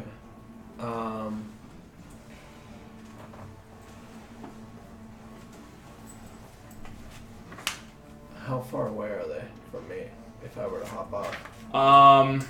If you hopped off, you'd be able to get into melee combat with one. Okay, I'll just tell... If I get off Lunae, can she follow me? There's nowhere for her to stand out here. The enemies are too pressed in against the doorway, and with this skeleton where it's standing, there's not enough room for her to maneuver around. Okay. I guess I need to... Can I come over and take a look at that whole thing? Yeah. Okay. So many skeletons. There are a lot. Which way? Which way? Sorry. Yeah, so like the building comes along this way, there's just not enough room for Lunae to stand anywhere because the doorway is these 2 squares here. Okay, so they're all standing outside of the building? Yeah. Okay. And so the only way I can get out is going through here? Right. Okay. And that's Sandal's. Yep. Take a moment to thank our sponsors. Okay. And these are all the same, yes? Except for Suthera. obviously. We don't have sponsors. Not yet, anyways. Yeah. I just want to... If we shamelessly plug stuff, do we then owe them money? And tell Lunae to follow me when she can. Okay, go ahead and make your tackle. And I'll make it tackle. Because we're not using to promote ourselves. This isn't in a brand that's around this part. I got this in Iowa. Theme park water. You can drink it. It's water. You don't have advantage on these anymore. Oh, that's right. rehydrated. Okay. Then... It is Um, drinkable. I can feel my 15. kidneys working. 15 to hit. Very roll damage. potable. and that is 15 as well. Okay, yeah, you walk up to that one and just smash it. Next is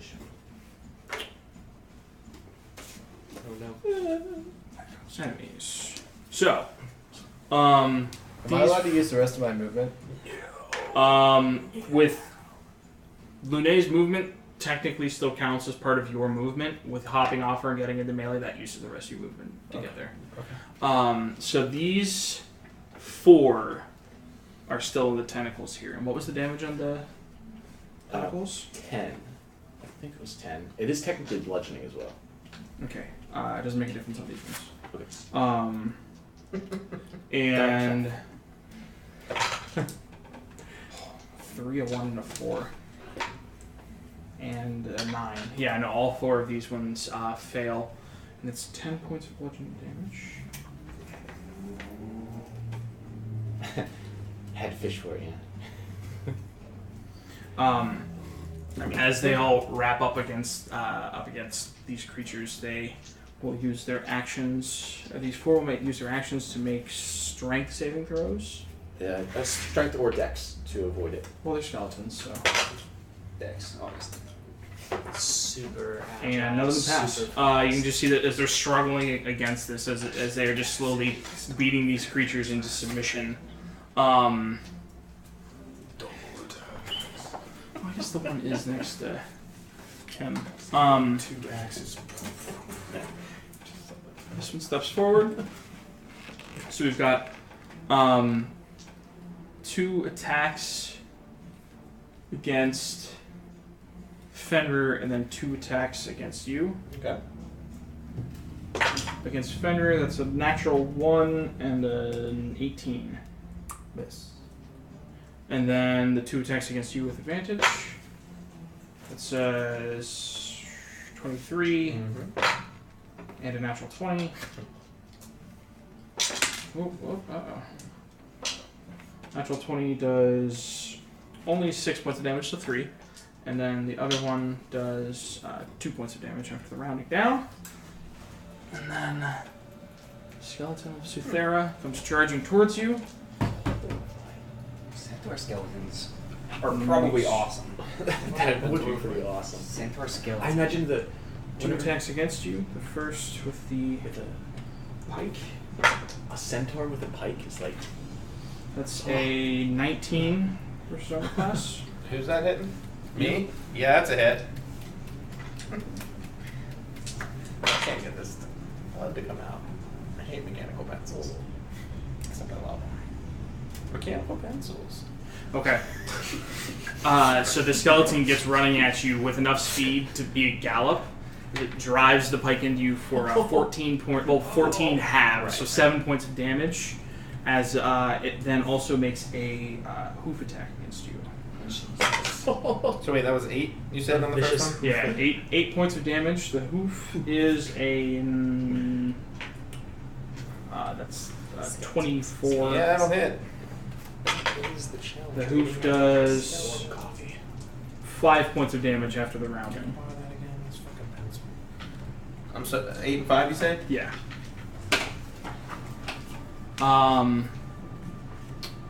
And that's all their turns. Sorry. So, what is there still like black smoke flowing out of this room or anything? No, it was like a pulse of black energy, and then the room was kind of dimmed, and you could just see that Junla is just kind of standing there looking just wide-eyed and like just totally unresponsive to everything, the sounds of fighting that's happening. She's just looking off and just muttering to herself. And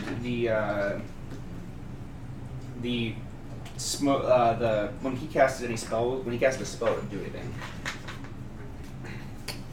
You guys were supposed. Oh no, not in this area, not near this junction. Not in this junction. All right. So, and the altars, anything going on different with that? Make a perception check. I mean, you're spending a lot of time looking at her at this point. No, it's a 10. Or, I'm actually gonna run over by her and see if there's like look at her face, see if there's like. As you come closer to her, what was your perception check? It's a 10. I need you to make a dexterity saving throw. Dexterity. That is 23. Okay. As you walk towards her, you can see that she's just standing there, just wide-eyed, as she just slowly reaches out both of her hands, like she's reaching out towards something, and her hands flash for a second as you see this similar glow to the lights that you saw surrounding her hand from the thing that she did before, and as you can see, it forms in her hand and starts to, there's like a mist that gathers around it. And she just kind of lets her hands out. She's still just whispering to herself, and the light darts right towards you. You manage to duck out of the way as it goes past you. You see that it just circles back around and is just slowly circling around her. And that's your action. Yep. Okay. Where am I? You are over here near Junla. Sarn moved over near her as well. I'll run towards the mass of all the skeletons. 20, 30. You're right behind his skeleton. I will. I don't want to now. Radiance of the Dawn.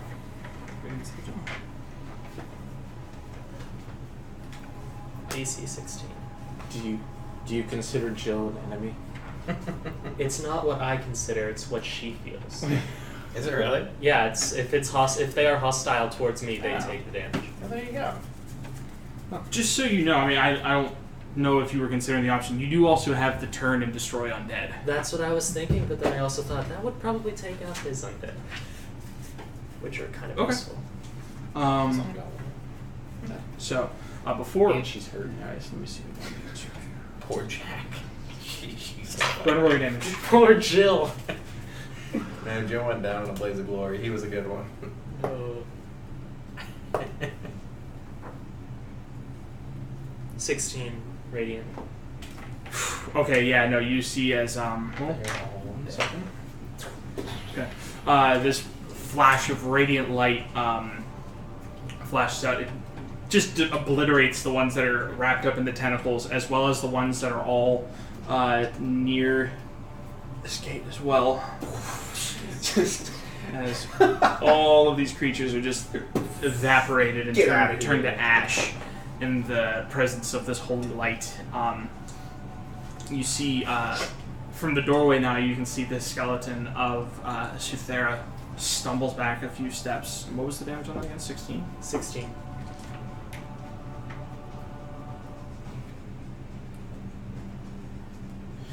Stumbles back, and you can just see ash, or not ash, you can see smoke rising off of it. As you can see, some of the bones were evaporated on the front and partially melted. As you can just see, you can just smell the burning marrow from the bones as it just slowly rises off of it. As it is still It's like in the Olive Garden.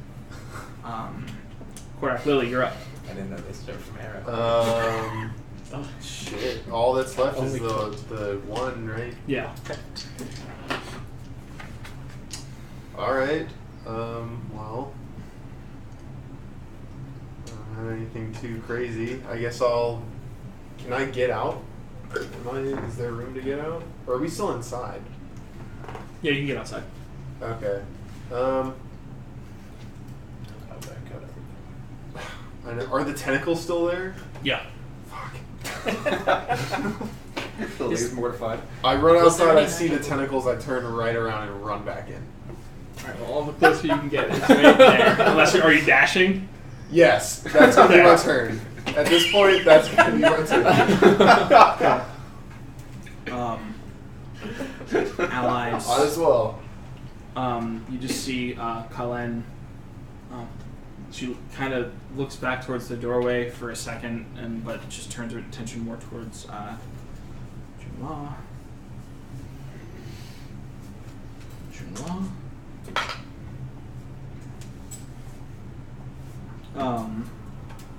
You can see Zorn as Junla is standing there. You can see that sparkling dust cloud that's following or circling around her. Kind of comes back towards the front again, and you see for a second it starts to move in your direction. And as it does, you see her head twitch slightly, looking at it, and it stops. It just floats in front of her and is now following her gaze as she's looking at it. Sindal. So it's just the skeleton of the centaur skeleton. Centaur skeleton of Cythera. I will command my skeleton to take a step out of the doorway, and it'll take a shot. Do I make an attack roll? Natural 1. As it goes to pull back, it pulls back too far, and the string, and it goes to fire, and the arrow just slops out. It doesn't seem to make a difference as it goes reaching towards the second one. I command it to move. It's all its full movement towards Cythera. And then goes stepping forward with no melee weapon in hand.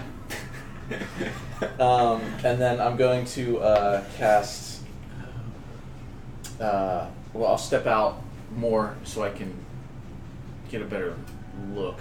One skeleton and Cythera, correct? No, there's just Cythera. Oh, because it was mine. Yeah, right. Sorry. And then I'm just going to cast a second level ray of sickness on it. Okay, one second here. Oh, yeah. Okay, as you cast your Ray of Sickness, it hits against it. No effect. Yeah. I'll go back in. The rest. I'll look it over. Is anybody Are we trying to kill him? Wasn't thinking on that one. As you He's pull already out dead. the pike from the front of your chest. Okay. I guess so. I guess I'll recklessly attack him. Go and make your Two attack dice. rolls. 21. That's a hit. The skeleton was pulled out of his 24. own flesh. 2 hits. Go and roll damage. And that was pretty fresh flesh. So fucking bad. Yeah. Wait, hold on. 17. Okay. As you can again see where the radiant light burned away and weakened some of the skeleton, you slam down into the front leg of Sithar, and it just breaks away and just breaks into splinters as it falls forward. It's lying on the ground, and you can see as it's pulling up its pike to aim towards you again. You just bring your hammer down and just shatter its torso as it goes still.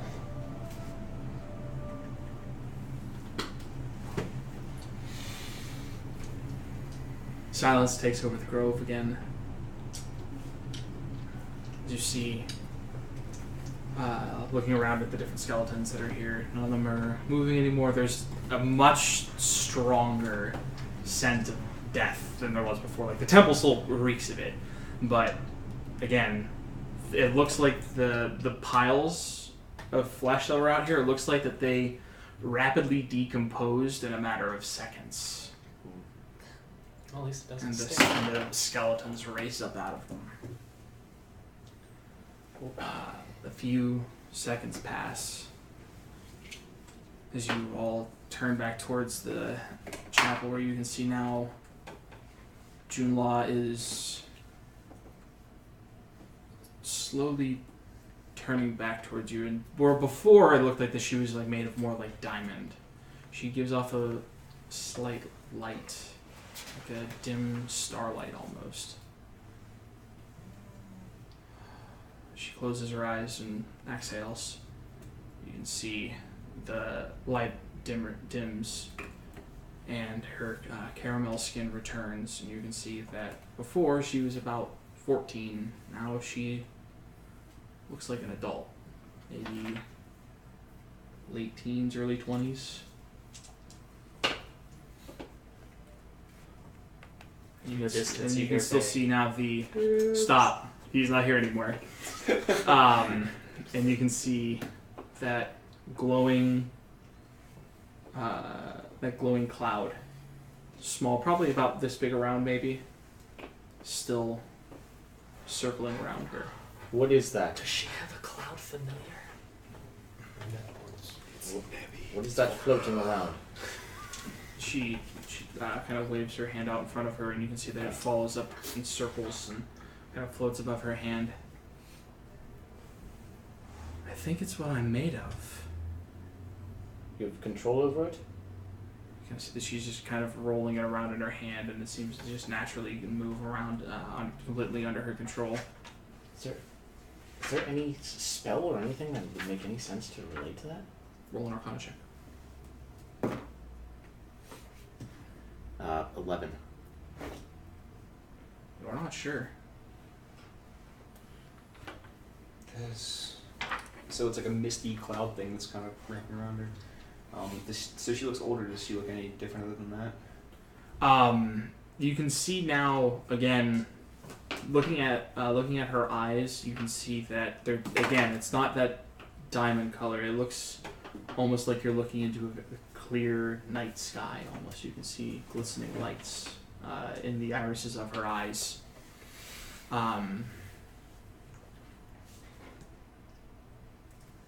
She kind of lets her hand back down and goes back to circling around her slowly.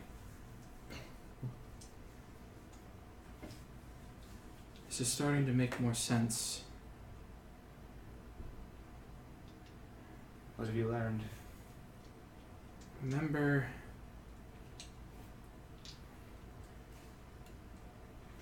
a long time ago,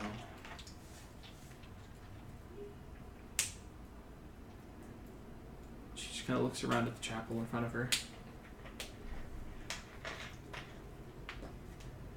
This place is familiar,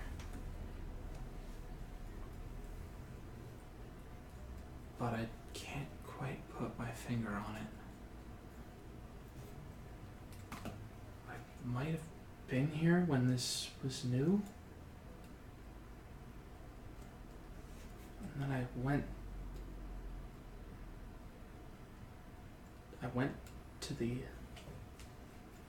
into the night sky. Some journey.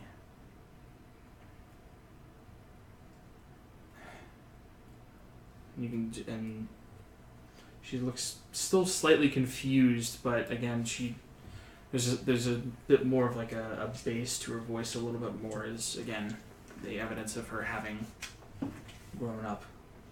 You can just kind of see that she's just trying to figure out and process what's happening. So you're absorbing the essence of somebody that lived in the past, perhaps? I'm not going to attempt to understand this at all. I mean, if she's seeing visions of the past. Do you have any self-image in these visions of yours? There's taller.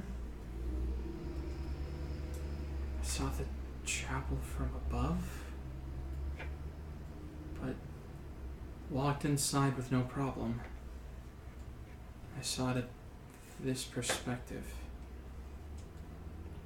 Right. Is there anyone else there? I'm gonna go sit down and drink and say beer into my alchemy jug, and I'm gonna start drinking. Okay, you guys hear sloshing as the jug fills up. Beer. Maybe that goes. He just picks up the whole jug and just. Sitting over by the fountain. Oh yeah, alright. So you're sitting out amongst the remnants of the skeletons. Mm-hmm. Jill, go help him with that. Skeleton walks up to you and holds his hands out. Oh yeah, pour some into it. It doesn't, Into his hands. and it just runs through the bones of its fingers. And it just stands there, just looking at you, like still holding out its hands expectantly. And I pat it on the shoulder. I see none of this. Very and likely. still just holding out his hands.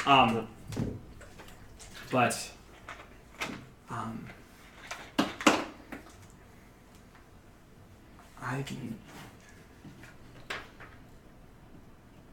I know where the third junction is. I've been to them before. I don't know if it's my thoughts or my memories or someone else's. But I know where we have to go. Where is it?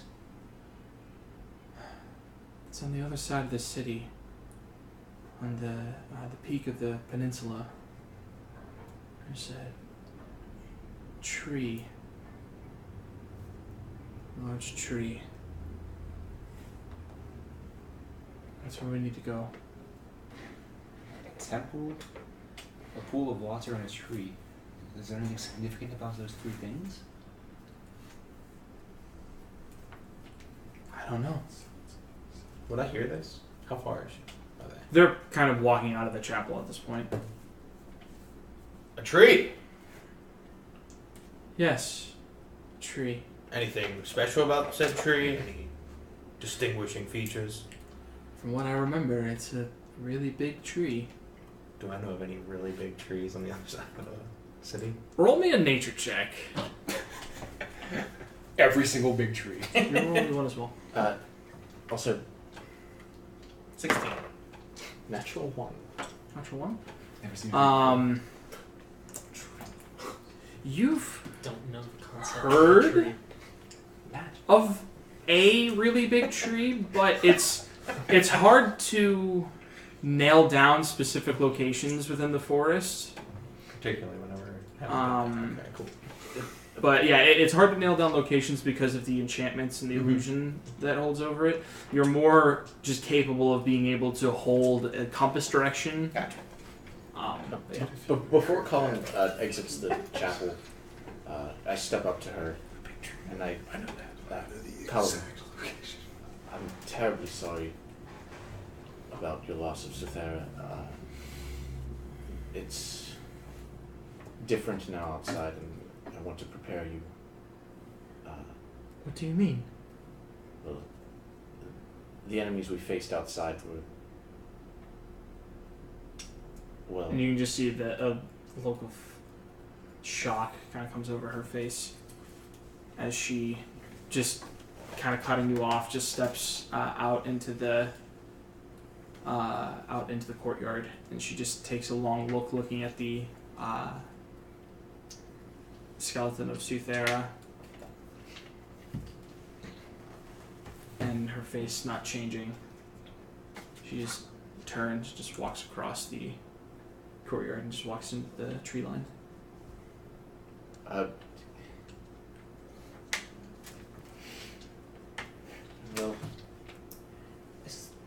I turned to Albert. Is there any sort of god of like the stars? I mean, I worship the goddess of the night, but is there any particular one that would be like a god of the stars or? Roll me a religion check.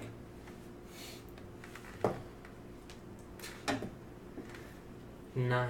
You guys are not rolling well on your checks tonight. Really? Not sure. I'm drawing a blank here. I don't really know much. Would this be related to my god at all? God of the stars. Ideas? There's the Not Thunder's that you know God of. of the God of the sun. That's Saloons. Selene, goddess of the moon. But the stars. I start following Colin. They're not getting anywhere. Well, we are going to be going back to the city. Perhaps there's someone in the reliquary or the court who could help us with this, Junla kind of the city turns to you and says, or the religion. I'm not going back to that city. I'm not going back near any of those people that would run tests on me. I don't think that's a good idea. I'll Plus go I'm back savage. I'll go back once we finish this. And I'll speak to my father. And I'll make him understand. And as all of you kind of turn and start walking out of the clearing, following in the direction that Colin went, that's where we're going to go ahead and call it a night tonight. Man, you guys are way fucking stronger than I anticipated. Whew. Good session though, guys. Yeah, Fenrir's just one shot and everything. Jesus. 30, 31. I'm just watching rolls. I mean, honestly, it's not that we were really strong. It's just that he literally was just rolling nothing but 19s. Yeah, that's true. But alright. Anyone that was watching, thank you guys so much. We hope you guys enjoyed it. If you guys want, go ahead and give us a follow on the channel.